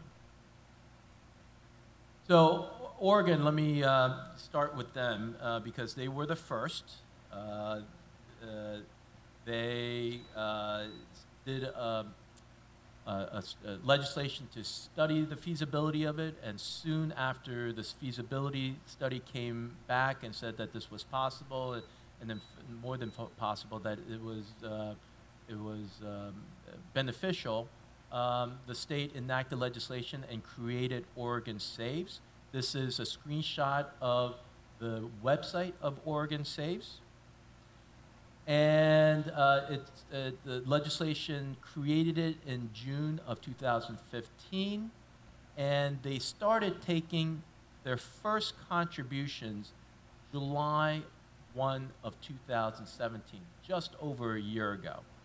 And the sheet, or I'm sorry, the hard copy that you have in your packet, it's somewhat dated, and where I've highlighted it in yellow are the latest numbers as of July 31st, or I guess August 1, which is right now, as of July 31, there are more than 1,000 employers in the state of Oregon, the vast majority of them being very small, almost mom and pop type of employers, with over 3,600 employees enrolled. On average, the contribution is about $100 a month, which translates to just about, just over 5% of salary. And in terms of assets under management, again, for 36,000 people with very small accounts, over the last year and 2 months, Oregon Save has accumulated $5.5 million in retirement savings. This is $5.5 million, which is real money, money that would never have been saved unless Oregon created this program. And in Oregon, as in all states, employees have the option to remove themselves from the Oregon Saves program, and the vast majority, 73% of eligible employees choose to stay in. Only, so what's the math? 27% opt out and say, no, this program is not for me. So you see, it's very sticky. Once you establish a program, the money saved, as Rocky said, it grows exponentially. In terms of their timetable, as you can see, they're well into their third wave, which is small employers, 20 to 49. And then next year, they'll have 2 additional waves going down to finishing up in 2020 with the smallest employers of 4 or less. So one of the things that's really interesting and encouraging about this is states, as they implement and do their feasibility studies and do their pilot programs, they're talking amongst each other and letting other states that are interested learn from their hardships, their successes, and their mistakes. And so with each successive iteration of this program, the learning curve, the slope is starting to get dampened lower and lower. So Oregon did, actually I should give credit to California, who did the first major feasibility study. It was over a year long. I think, Siegel, you guys played a little role in that, or no? I can't remember. Did you guys play a role in the California feasibility study? Yeah, a little bit in the study. That really paid dividends not only for California but for Oregon, because they were able to shortcut some of their feasibility study. Oregon operationalizing their Oregon Saves program is helping Illinois with their pilot program, which just got launched July 1 of this year.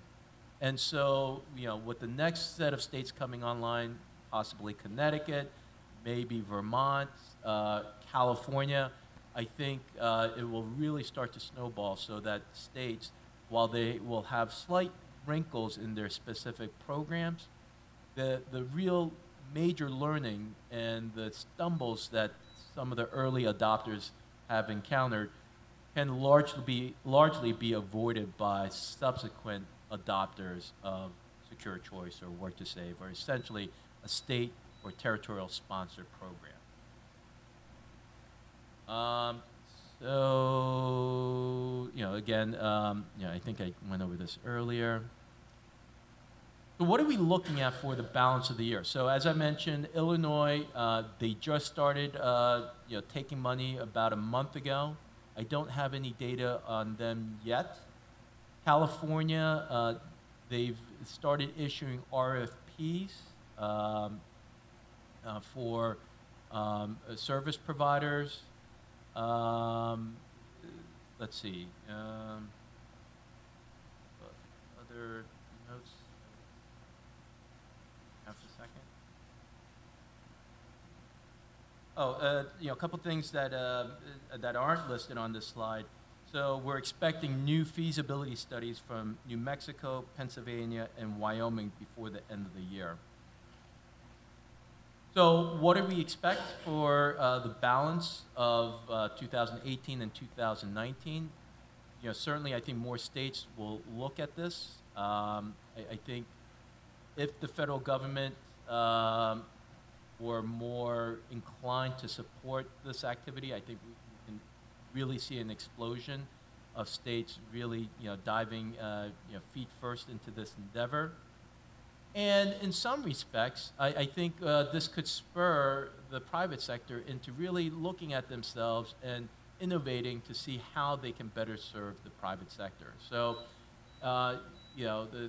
there are those who argue that this is an unfair competition, that states are competing against, private sector retirement savings industry.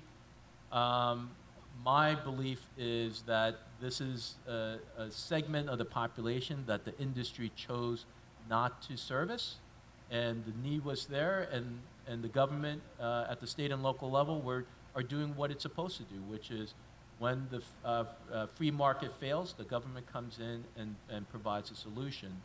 And if the industry wants to, service this segment of the population, God bless, more power to you, and come join us and help provide retirement security to the private sector.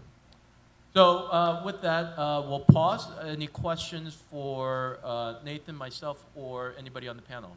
I think there's a couple questions, and the mic will be coming around shortly.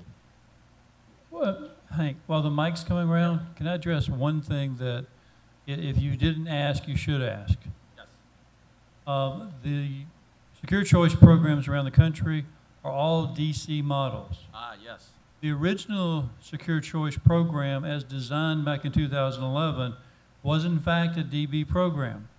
We think, well, Hank and I, our hope long-term, meaning 10, 20 years, is that this would evolve into a DB program because it provides better security for retirement. But remember, these are folks who have absolutely nothing. So what we're doing is moving them from zero up to a higher point, and then eventually moving them hopefully to a better point. Thank you for that clarification, Rocky. Yes, so these are DC plans. And yes, to Rocky's point, this is the first step. We don't think it's by any means the end of the race, but it is, in our view, a good first step. And as the legislators and senators in the room know, politics in many instances you have to compromise, and our compromise here was we'd rather get something started versus trying to get what we thought was the ideal solution, which is a version of a defined benefit plan. So thank you for that, Rocky. A pleasant good afternoon. My name is Carla Joseph. I'm a Democratic senatorial candidate from the Island District of St. Thomas and St. John. I'm really pleased to hear that this topic specifically was part of the discussion today. In my canvassing, I've run across a lot of our people in the St. Thomas district who are in the private sector, and they have inquired about this retirement system because they're also thoughtful about the major impact their retirement will have on the public support and public assistance programs. So I have a couple of questions I can ask you, Hank. First, based on your knowledge and your research, what amount was the startup cost to start the retirement system for the private sector employees? So actually, Siegel might have some better answers. So in terms of sort of upfront cost, specifically in the legislation for California, the legislation for the feasibility study explicitly said that the state would not appropriate a single penny. So California had to go out and fundraise for the cost of the feasibility study. I believe the overall cost was somewhere around the neighborhood of $1 million. But like I said, subsequent feasibility studies cost significantly less. Again, because California was the first one to do it, subsequent states, when they did their feasibility study, I know it was orders of magnitude less than $1 million.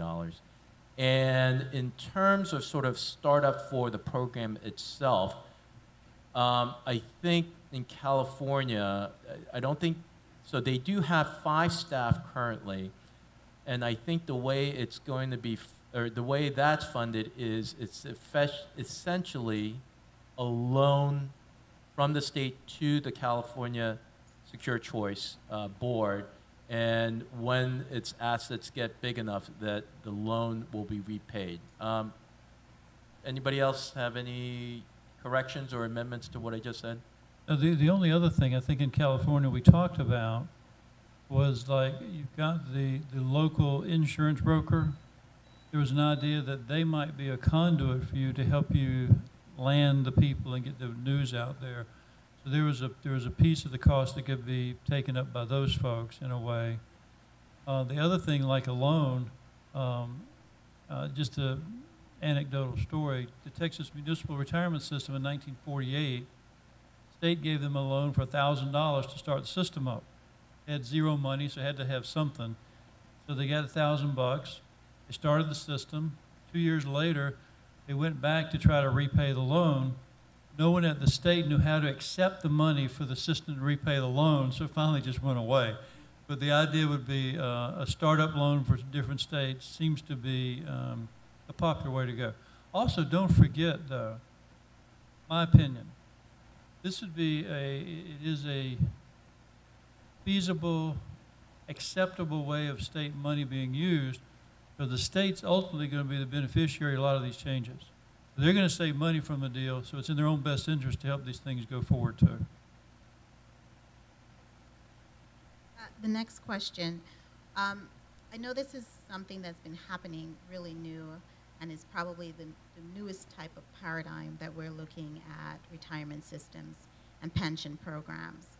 Has there ever, or is there in existence, wherein a pension program for a state entity is also doing a cost share to manage the private pension program? As far as I know, there is no what is termed in the industry co-investing. So actually, when we proposed our secure choice pensions, one of the things we suggested that state might look at is to essentially have the state retirement, the public retirement system manage the money on behalf of the state secure choice. But currently, no state has done that. And in terms of any sort of similar model, I mean, the closest I can think of is there are a number of states where the assets of the state are managed by a state investment board. And a big part of the state investment board's asset is the retirement system's asset, but they also manage money for the insurance commissioner or for the defined contribution plan. But still, it is really all in the public sector sphere, not sort of this quasi-public-private partnership. So it might be something for the states and territories to look at, but currently there are no models along those lines. Thank you.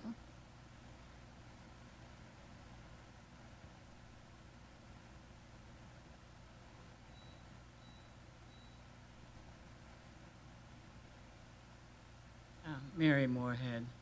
I was disappointed really in the topic because, enlighten me if I missed it, but how is this supposed to be in any way an option or a help for what we are trying to deal with, which is the solvency of the GRS?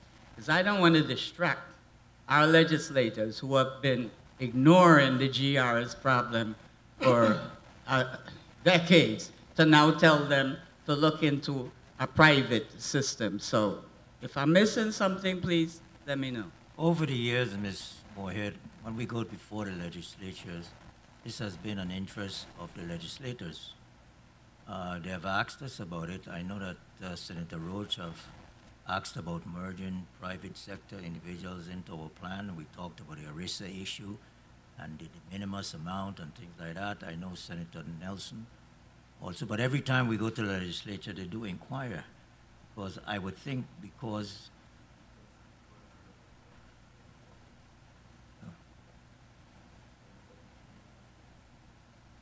I think what they're saying is that they have to look out for the entire community, whether it's public or private, and they want to make.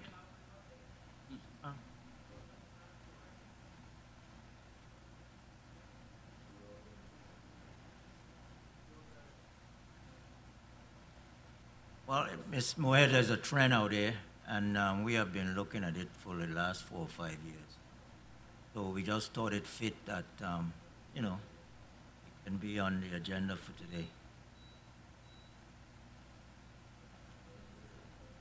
Yeah, the microphone's coming. Just to piggyback a little from what Mary was saying, Barbara is at.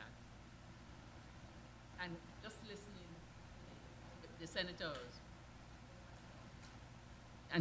to the senators, it's good to look out for the private sector. I'm all for that.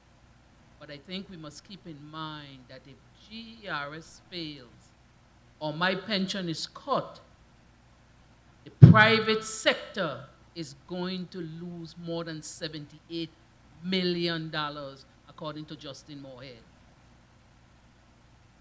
So,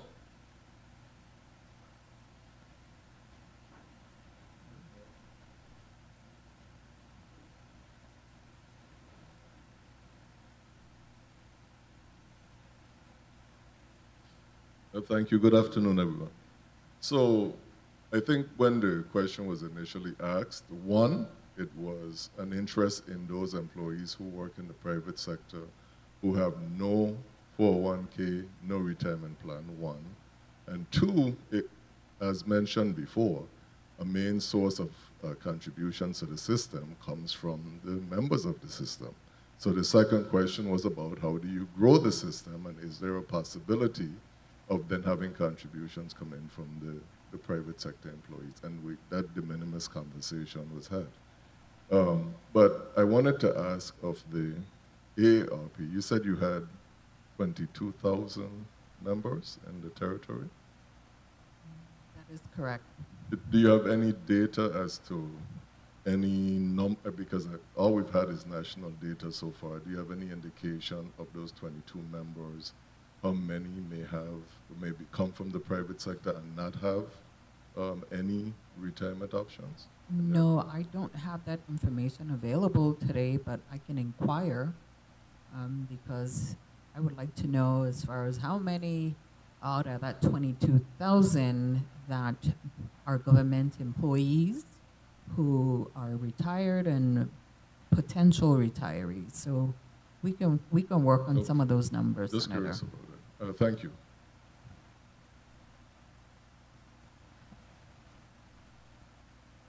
Great. If there are no further questions, we'll move on to the last session for today. So on our agenda is the, so because our legal expert was having some travel issues, as I said earlier this morning, we're going to move up the second session from tomorrow, the presentations and evaluation of reform proposals for GERS Part 1, as the last session for today. So leading us in this discussion are Cathy Smith and Rocky Joyner. I've introduced Rocky, and he's spoken earlier. But Cathy Smith serves as the General Counsel for the Employees Retirement System of the Government of the Virgin Islands. Her responsibilities include oversight of all legal work, obligations, and management of the legal office. She provides legal advice to the executive and senior management staff, the Board of Trustees on statutory interpretation and other pension issues. Please help me welcome Cathy Smith and Rocky Joyner.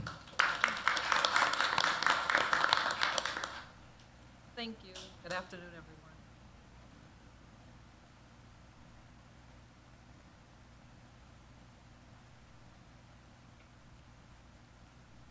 Over the years, GRS has proposed to the legislature various changes in benefits, and those changes were graciously implemented by the legislature. And some of those changes were, one, we created a Tier 2 benefit and contribution for new hires, which became effective for those hired on or after October 1, 2005. And in general, as we said earlier, Tier 2 has reduced benefit levels.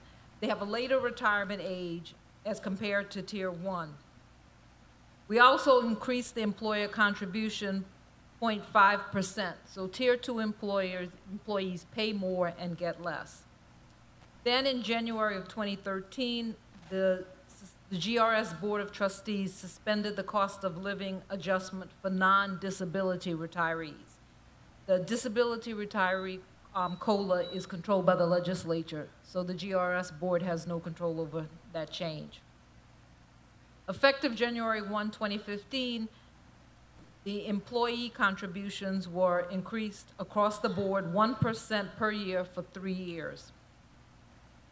Also in January 1, 2015, government contribution, the employer rate was increased from 17.5% to 20.5% of pay. Then on October 16, 2005, the governor signed Bill number 31-0251, which did not implement all of the task force recommendation, but made some changes. And I just want to note that those changes that were enacted and that the task force recommended originally came from GRS staff and board. Some of those changes were, they revised the benefit formula used to calculate benefits for Tier 2 members. So instead of going for your final average salary, it went to a career average.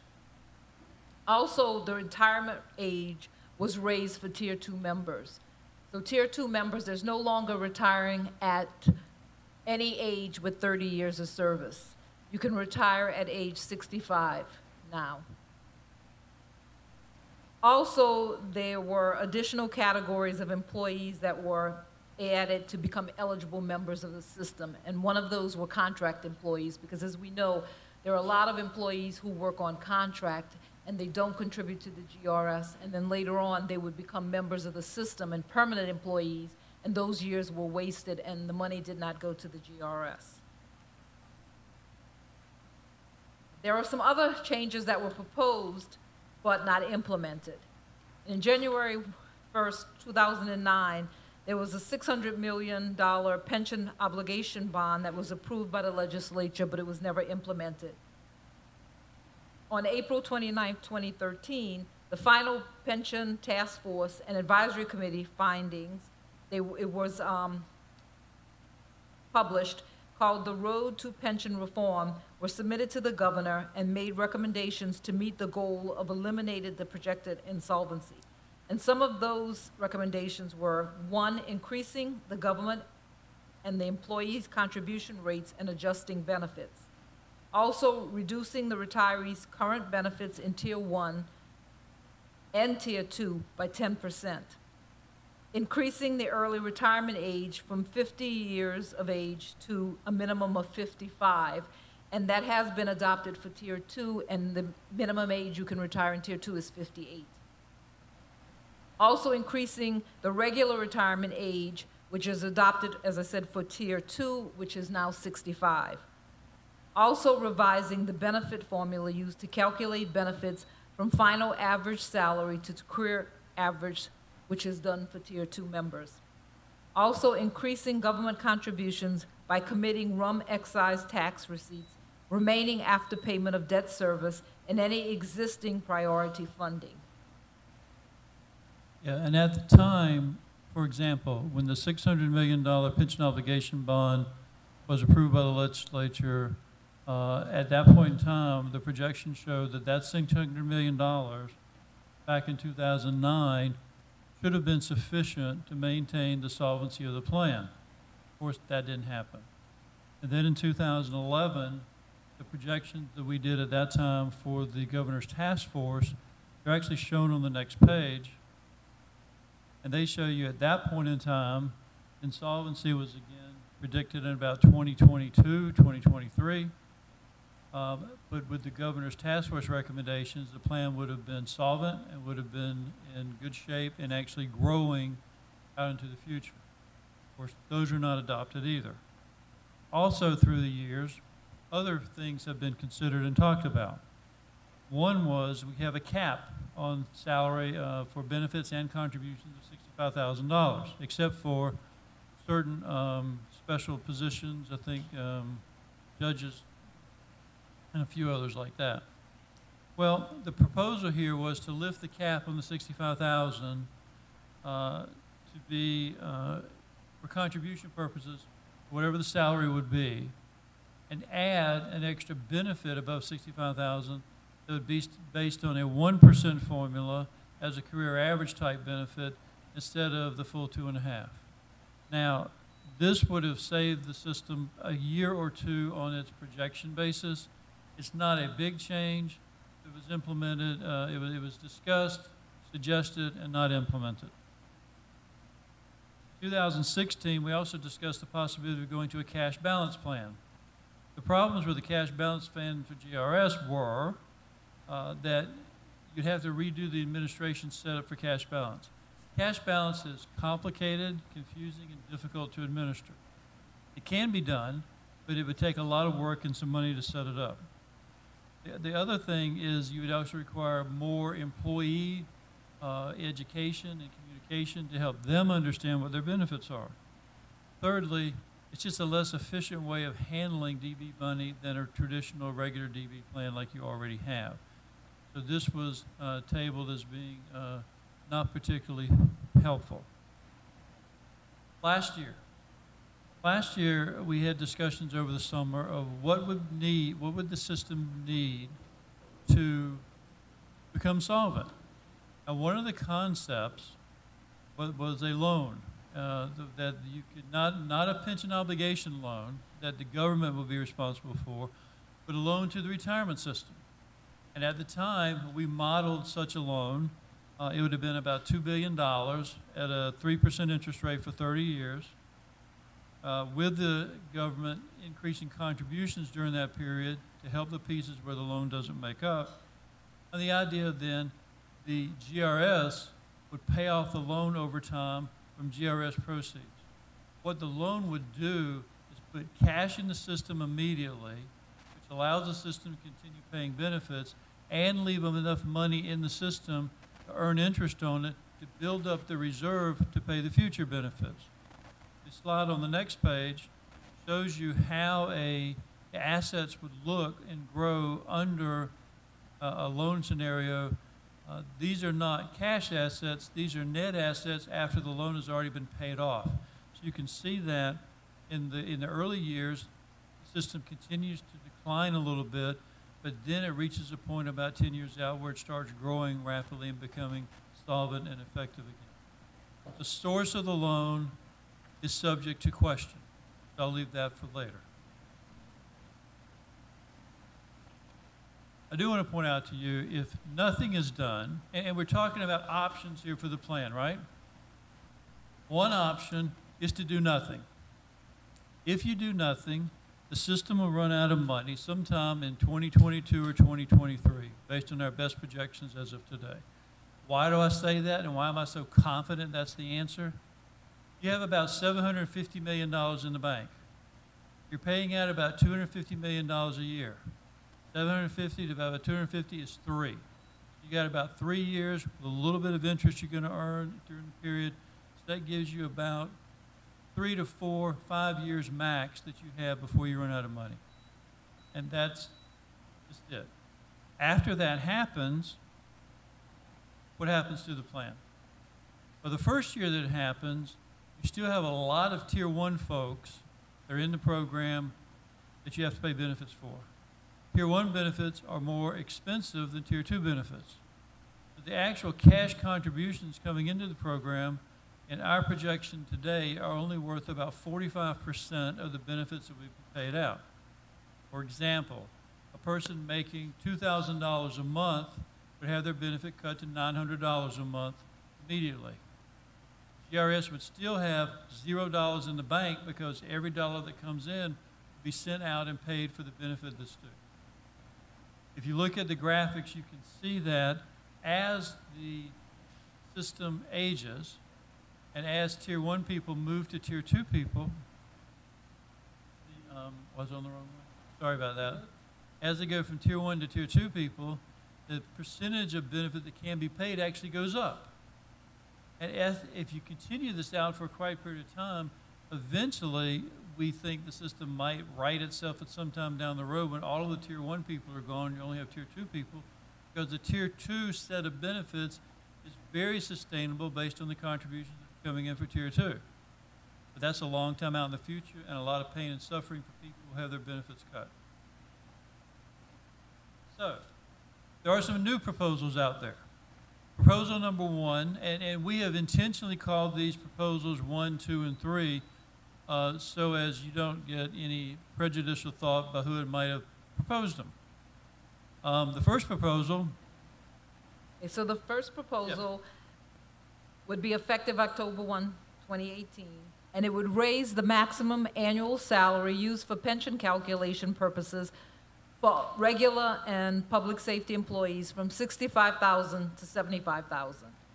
Also effective would raise the maximum annual salary for contribution purposes from $65,000 to the Social Security cap, which is $128,400.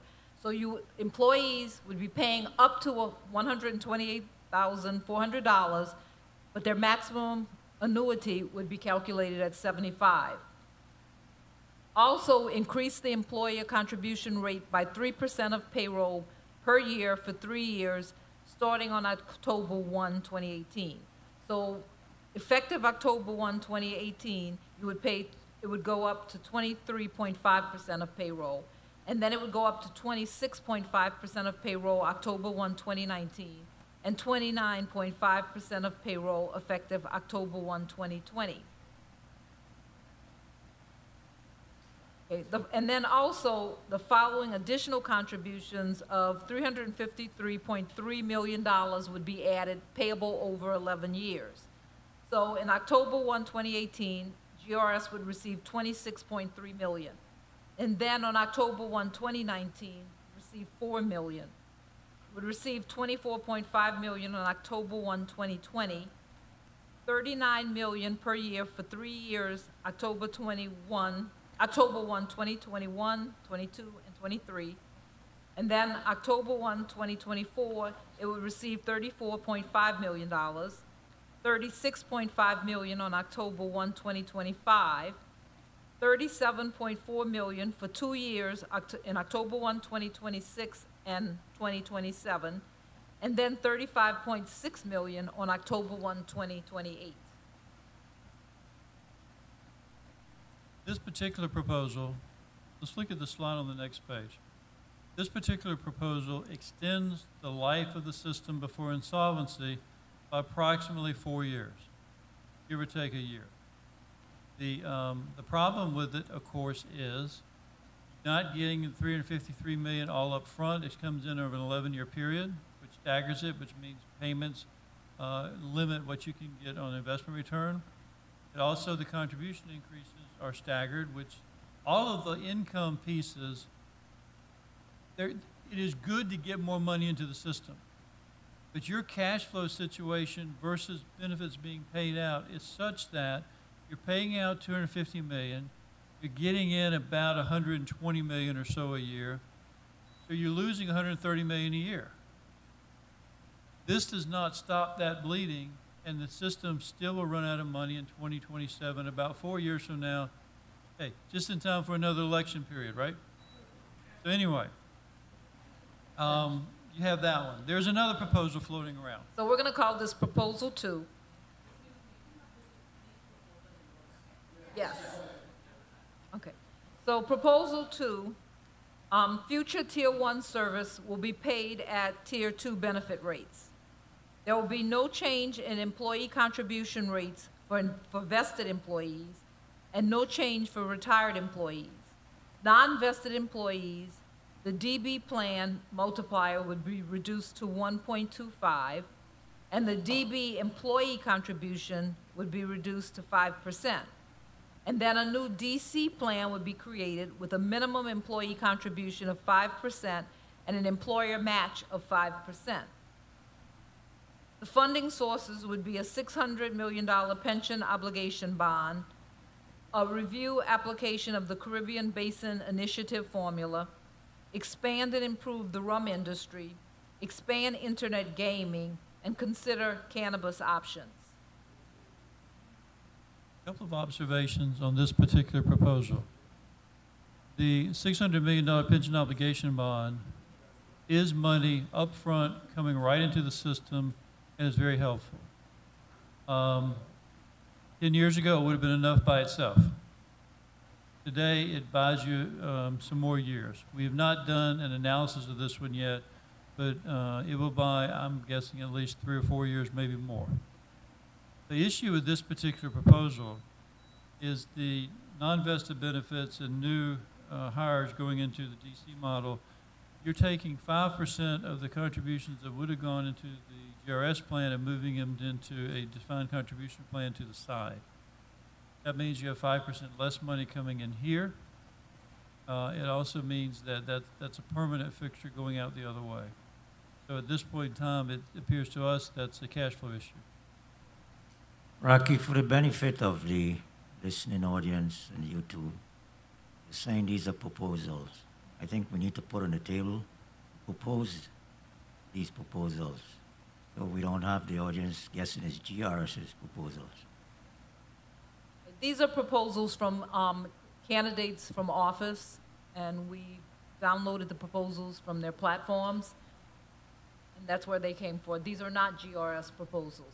We have tried to interpret the proposal from what we've read.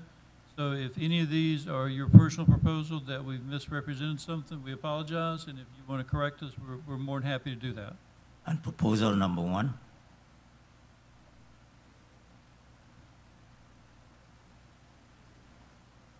I thought we were not going to identify that. Well, the listening audience, listen, it's the governor's proposals. Yes. And they're before the governor's proposal and they're before the legislature. So I think we need to, it's public knowledge that they're before the legislature. Proposal number 1 is actually proposed legislation right now, pending. The issues with proposal number 1 are predominantly the fact that it doesn't address the problem long term. Short-term fix, it does give you some extra years, and it can work and be helpful to GRS, but if and only if during that period of time a permanent solution is constantly and actively worked towards to find the permanent solution. If that is adopted thinking it is a permanent solution, you are mistaken. I started to say something else, but we'll say you're mistaken. Yeah, and the money actually has to come in, and there have been some discussions as to whether it does or does not.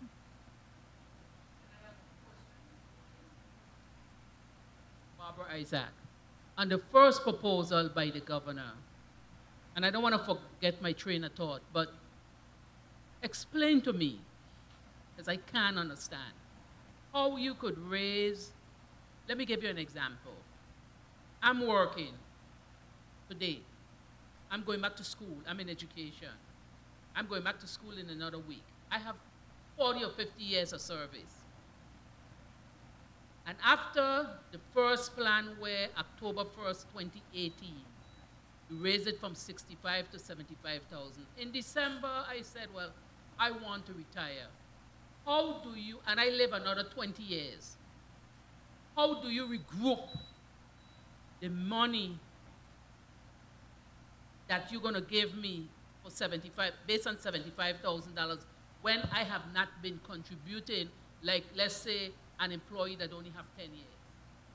Well, and got to work another 20 years. How do you explain that? Well, this is not my proposal, but the way it would work, is when you would be hired now, you've been out of the system for a while, so you would come back as a Tier 2 member. So you would pay more benefits and get less. And also, your annuity would be calculated when you retire, because you'd have to retire, you have to work at least an additional 5 years to change your annuity. If you work less than that, you would just go home with the same annuity you received. But I'm in the system and I'm going to retire in Wait, December. Let me finish. So Okay. if you were in the system, you worked another 5 years. When we go to recalculate your annuity would be calculated on your average history. It wouldn't be your last 5 years, it would be your entire history. So in that case, it would figure, your 75 for those 5 years would figure into it, but we'd also capture all of your history. So you're saying that if that's past October and I retire December 2018, I can't collect on it? That's for somebody who's retired and you come back as a Tier 2 member. So you're telling me that I cannot collect on that? I'm just asking you, you know. You would probably not make anything more. Under the statute, you cannot receive less than you received when you went home. So what you would receive would be the same annuity you received when you went home the first time. Now, the difference may come in for a Tier 1 member who is active. If I'm a Tier 1 member and my salary is $40,000 right now, and I get a job making $75,000, so I pay in $75,000 for 6 years. My final annuity is going to be calculated on 5 years, which I may have paid in on $75,000 for 5 years, but I worked 20 years at $40,000 or less. And so then it wouldn't be captured. You haven't answered my question, but that's okay. Because then if you're gonna put forward proposal 1, then you have to clearly define what you're saying. Because I'm telling you that I'm retiring in December 2018. I'm making $100,000 a year. So tell me how, if I live for another 20 years, the system is going to save money. But even if you prorate my annuity, right now the cap is 65, and let's say mine go to 68. Tell me how you're going to save money on that. But that's okay. Well, it answers my question. I'm not really following you. So you're saying you're an active employee. I'm an active employee right now under Tier 1. Okay. Well, this would become effective in October of this year. So you would only work several months at the paying the above the 70. So you would have, it wouldn't really affect you. Well, that's what I wanted you to say. That's what I wanted you to say. It wouldn't really affect me. No, not for, because there are people that are thinking that it's going to affect their not salary. for 3 months, no. Okay, that's what I wanted you to say from the beginning. But on proposal number 1, the first bullet there with the increase in benefits, that is an increase in benefits. We'll increase the liability to the GRS. There's no question it will do that. The offsetting factor is bullet number 2, where they increase the contributions.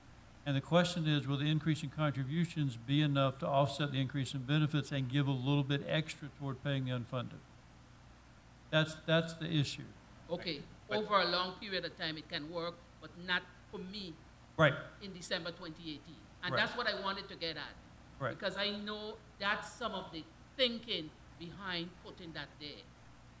Okay, so that's 2. That one with the rum cover over money, unless that legislation is changed on the national level, it can't work. Because right now, even though we get about 200 plus, I can't remember the exact $1 million, because of what was written, we got to pay back for bonds, okay?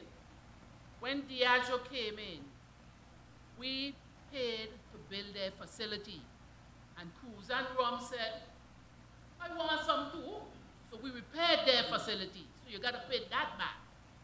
And then we gave them a consignment and say, okay, since you're coming and we love you so much, I will give each of you, between the two of you, another $50, $60 million. Can't remember all the figures, right? So usually when, in a good year, all we get is about $13 million.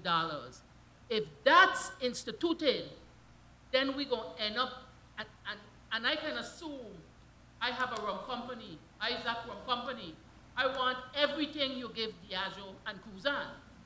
So what's going to happen then, I could draw it and say, since you have to pay out so much, all my bills to build my factory, plus you're giving me a stipend for selling the rum in the States or wherever, then the local government will have to take up the slack. That can't work. That can't work. I rest my case. And just to follow up on your comments, the proposals on page 13 with the rum change and the different things there, my understanding of this is these are not, how do I word this? These are ideas search for extra income. And I know nothing about what you just said, okay? But and that's okay. I don't have to, that part of it I don't have to know. But somebody needs to know and figure out whether it's money or not. I agree. Mary Moorhead, if you sorry. would put back proposal 1 a minute, please. Which Because one? Proposal 1. One. Because what I want to ask, Sorry. if the government was to get in default in its payments of these increases of contribution, with the increase in the agreement, wouldn't their default in such a situation make the collapse even faster? The default would not necessarily make it any faster than it already is, because if you get extra income, it's extra income. If they give it to you for 1 year and then default on it later, you've got a little bit more. I'm not the answer talking for is a year. the fall is still just as bad. I'm not talking for a year. If they give it to you one single payment and then they default, because my thing is, if the government has a structural deficit of, I don't recall how many millions, 300 million or whatever it is, I don't see how they plan to be able to make these increasing contributions and all these payments. It's all dependent on the Aarp-like agreement, I believe. But the Aarp-like agreement is dependent on the gas business, the oil business, which is not necessarily stable. So I see all kinds of risk. And my point is, if you make one payment and then you default, and the next 3 or 6 months you can't pay, that's a situation I see that's just increased.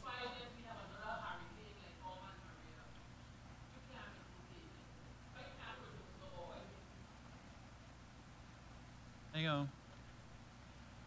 Yeah, I mean, basically, if you don't get the $353 million or even the 3% increases, I mean, you're back to where you are. Well, this is the default. This is where you go back to, right here. If they default on the monies coming in, this is the picture. So the goal is to find a way to make the money as secure as you can make it so it's coming into the system to pay benefits and try to protect yourself from default. I don't know whether the oil industry is the one, but what we're telling you is this is the cash you have right now. This is the picture that if nothing changes, I feel very strongly this is what will happen. So if you get more income in, I don't care what source it is, where it comes from, it'll improve this picture. How much depends on how much dollars come in. I think I'm saying what you just said, right?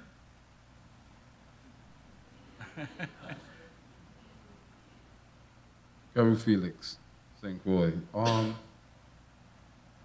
This slide here, we know how it affects the retirees. Does it affect the GERS staff in some kind of how to, if we get to that? Yes. I mean, it affects everyone in the system that retires. No. The GERS staff, their pay gets affected if we get to this point or two? Well, all GRS staff are members of the system, so when we retire, this would affect us too. Okay. In the proposal 1 and 2, Yes. I was kind of hoping that with all the studies that were done that you guys probably would have had a proposal too to kind of team all of them up together and see what's the best option, because We're looking at one and they're saying I ain't gonna fly, and we're looking at two, and you guys got like the answers to say why it could work and why it can't work, but do you have a proposal? Well, today, through today, we were talking about what has been discussed. Tomorrow, we have sessions that are more open-ended, go more to what you're asking for, discuss other possible solutions. We saw one earlier today with West Virginia and how they handled it. Now, West Virginia's situation is very similar to your situation. But the issue with West Virginia is they had to just button down the hatches and find some way to find some money. And that's the thing. And at lunch, we talked with a couple of guys out there at lunch today. Here's where you are. You have a system that's running out of money.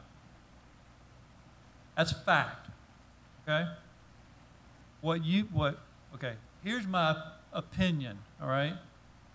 You need to get the people involved in it around the table. Governor, his staff, legislature, their staff, GRS, Aarp, the retiree group, whoever is the group that has some skin in the game. You got to get them together. You got to figure out where we can get revenue to pay for this. And you look through every nook and cranny, cover every rock, look under every little coral reef somewhere. You can find some money. Look for, Blackbeard's buried treasure somewhere. Whatever you look for, you find money, right? Once you cap that out, and there are no other resources for money, then you have to talk about the untalkable about, the unthinkable, which is reducing retiree and active benefits that they've actually earned. I agree with you that you've actually earned. And at that point in time, you have to then take into account people that would be hurt the worst, people who can handle it the better, how you do it, how you proceed with that. The first step is to leave no stone unturned in trying to pay for this. I have some friends in the room here who will disagree with this, okay? But I'll tell you my opinion, and they can argue me later. You are a territory. You have a very insular economy here in the islands. It is not like you're one of the states where it has 5 or 6 million people. You have 100,000 people here. The Department of Interior oversees the island in some governmental fashion because you are a territory of the United States. I would involve them in that discussion too, because some of their oversight through the years might have been not as closely overseen as maybe should have been. My opinion. You can take me to task for it later. And we should say that we have had discussions with the Department of Interior, so GRS is not sitting back doing nothing. But given the climate in Washington today, it's doubtful that there will be any help right now. Coming elections, things could change, and GRS will be back up in DC knocking on people's doors. But given the current climate right now, we're going to have to try to solve our own problem. Now, some of the other ideas that would Proposal number 3. I have a question. I'm Malik Stradairan, one of the aspirants on St. Croix, and I was listening to the gentleman stating that it needs to have the governor and the senators and AARP. Was the governor and his team invited here today to this seminar? Yes. Because everybody's saying, of course, but can anybody raise their hands? Who is here from the governor's office representing the people here that has to sit around the table, because this question is going to be asked and the governor sent a proposal, but where is he to answer the questions that we have? Because if you got to put him around the table and we only have the senators, at least they came, the aspirants who's getting drilled every single day, thanks to the incumbents that are here, the answer to my question to you all is, why didn't you find out where is the governor or a representative so that he can hear that these proposals or the proposal he brings needs to be involved with the senators and the rest of the people on the table, and have a good day.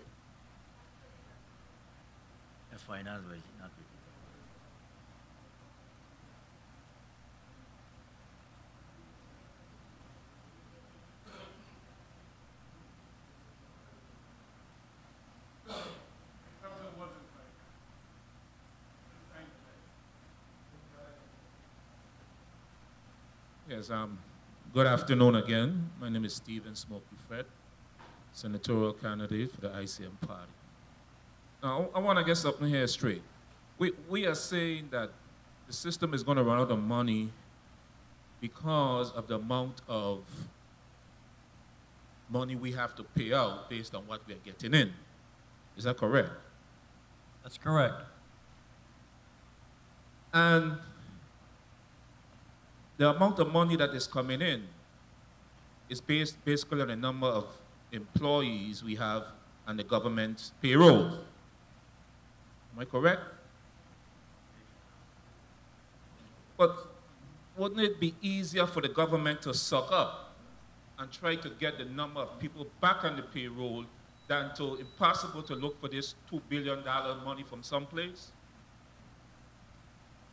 I don't think the government have the capacity. I don't know if Ms. When we're talking about all kind of revenue increases, all kind of economy going to expand, and we're talking about all kind of things. But to me, we have to sort out where we're going to get this money from and how we're going to pay it back.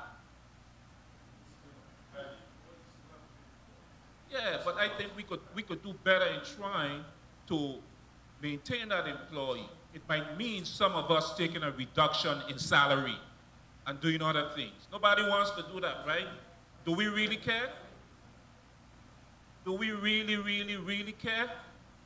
Are we willing to do what is necessary to save this situation that will be to go out and make it an impossibility by trying to get this money, which will be very difficult to get? Let's look internally. Let's look internally. There's too much money being paid in payroll to these high executive people around the government of the Virgin Islands. Let's try there. Let's try to see if we could maintain a level of employee so that we could get back to trying to stop this erosion of the GRS. That's my position. Instead of trying to go out and find this money and borrow. Senator, okay, I'm hearing what you're saying. But what about the ADEC? You're going to be getting in employee contributions. Employer will be paying 20.5 or 23.5, but what about that additional ADEC that is 1.6 billion in the hole right now? Let's work at it. Let's work at it somehow. I was reading something about annuity insurance or something like that. I didn't mention it today in this forum. GRS is going too far to purchase annuity insurance. It would be so expensive that we couldn't afford it. It's impossible when you get to the funding levels that we're at. But I think many of us in here need to understand and know what that is all about too. I just didn't hear it mentioned today. But I'm saying, let's try internally to do something. And to start this money and this borrowing to me is impossible. Thank you. More questions? We'll finish. Yes. Again, Soraya Diasi-Kofelt, what is the likelihood that we could get a $600 million pension bond? Or is that just a pie in the sky? That would be a governmental response. I mean, that's not something that we have the expertise to answer. I mean, from what I have read, just in the newspapers, I think it would be tough. I think you might have to have a cosigner that is probably not on the islands. But that would be another issue. Somebody who would guarantee the loan.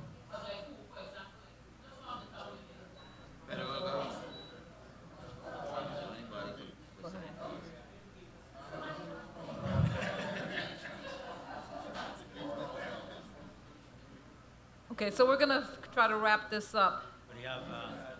Oh, sorry. Just one.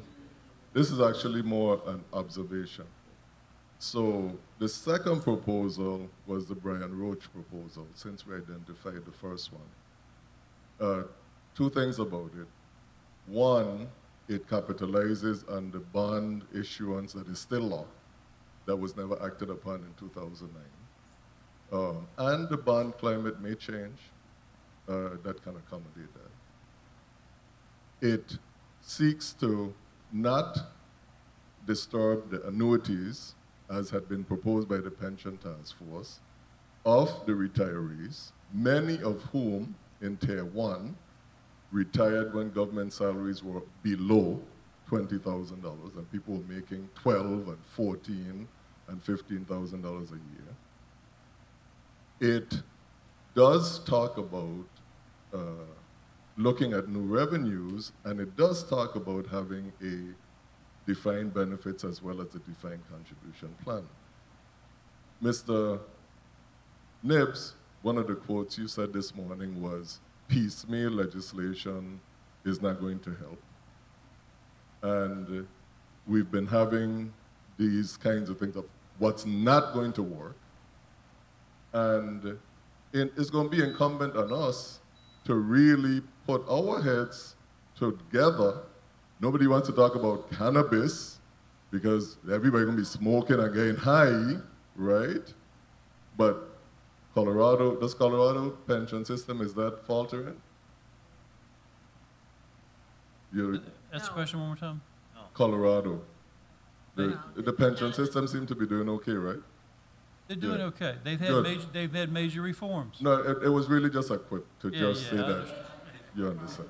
So, just shooting down the cannabis is the official name. Marijuana is actually a name that was given to prejudice the plant. So cannabis, just like hemp, is cannabis as well. So I'm using the scientific name, so I don't know why you should have an issue with that. We're both candidates for governor, so it's okay. Right, but it's cannabis. I'm calling it cannabis. I'm not disguising the name, that's the scientific name.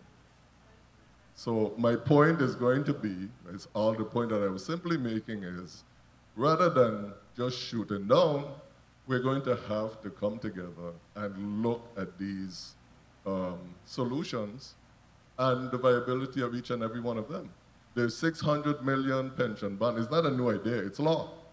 In addition to that, there was another $100 million bond authorization that the legislature passed in the 31st legislature that the governor at the time said, even if it passes, he's not going to give it to the GERS.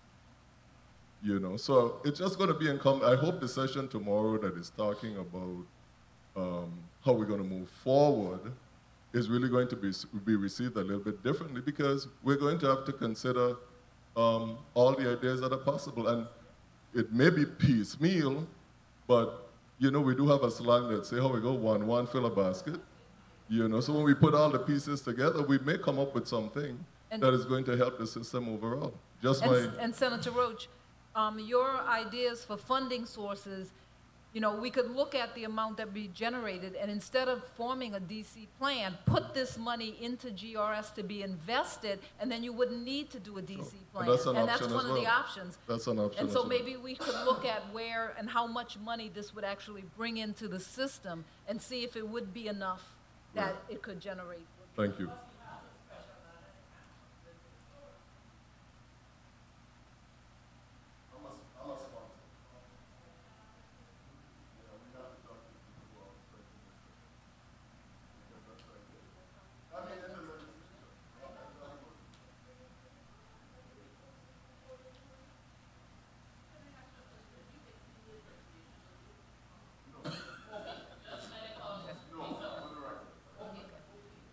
Okay, so we can, any other questions so we can move along? Okay, some of the other ideas that have been discussed would be to create a DC plan for new hires. Rocky, would you want to explain about this? Yeah, the same issue there that you saw with West Virginia, that you saw with Palm Beach and earlier presentations today. That's just siphoning off money to go somewhere else that's not addressing the problem. The problem is the funding, particularly the funding of Tier 1 benefits that have already been accrued. That's the issue. Tier 2 benefits ongoing, they're not a problem. Tier 2 people are actually paying more than their benefits cost the GRS. So they're good for the system. The problem is paying the Tier 1 benefits and finding a source to pay those benefits. Another suggestion was a new Tier 3 with lower benefits, and I think that was addressed earlier. Yeah, if you have a new Tier 3, you'd have to lower the contribution rate. They're already paying for their benefit. It adds no dollars to the system. Another proposal is reduction of benefits for Tier 1 participants. And some of the issues with that, one is the legal difficulties, and we're going to have an attorney tomorrow who was supposed to be here today, and she will be discussing some of the legal impediments to changing benefits for those members that are vested. And it could hear us very, very plainly. Reducing Tier 1 benefits is not something anyone takes lightly. It is not the first step. It is not where we've gone. If you go back looking at the proposals going back to 2005, very seldom does touching Tier 1 benefits ever come into play until we are getting closer and closer to insolvency, when there are fewer and fewer remedies and sources to get you where you want to be, to avoid what I guarantee you is a 50 to 70% drop in your benefit when you run out of money. That we want to avoid, and whether this is a viable option or not, that's a discussion for the legal team and the legislature. That concludes our presentation. Are there any more questions?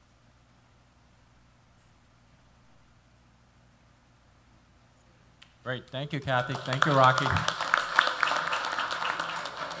Before people leave, I think there are a couple of quick announcements. Go ahead. Why don't you start with your first announcement? No, just one quick announcement. If any of you found or comes across a set of stacked rings, silver, belongs to a participant in here, and she would very much like to have them back.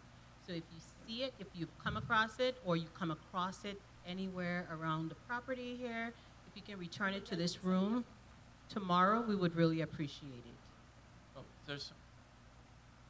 And we also have a set of eyes in the back, some glasses. If you misplaced your glasses, we have them.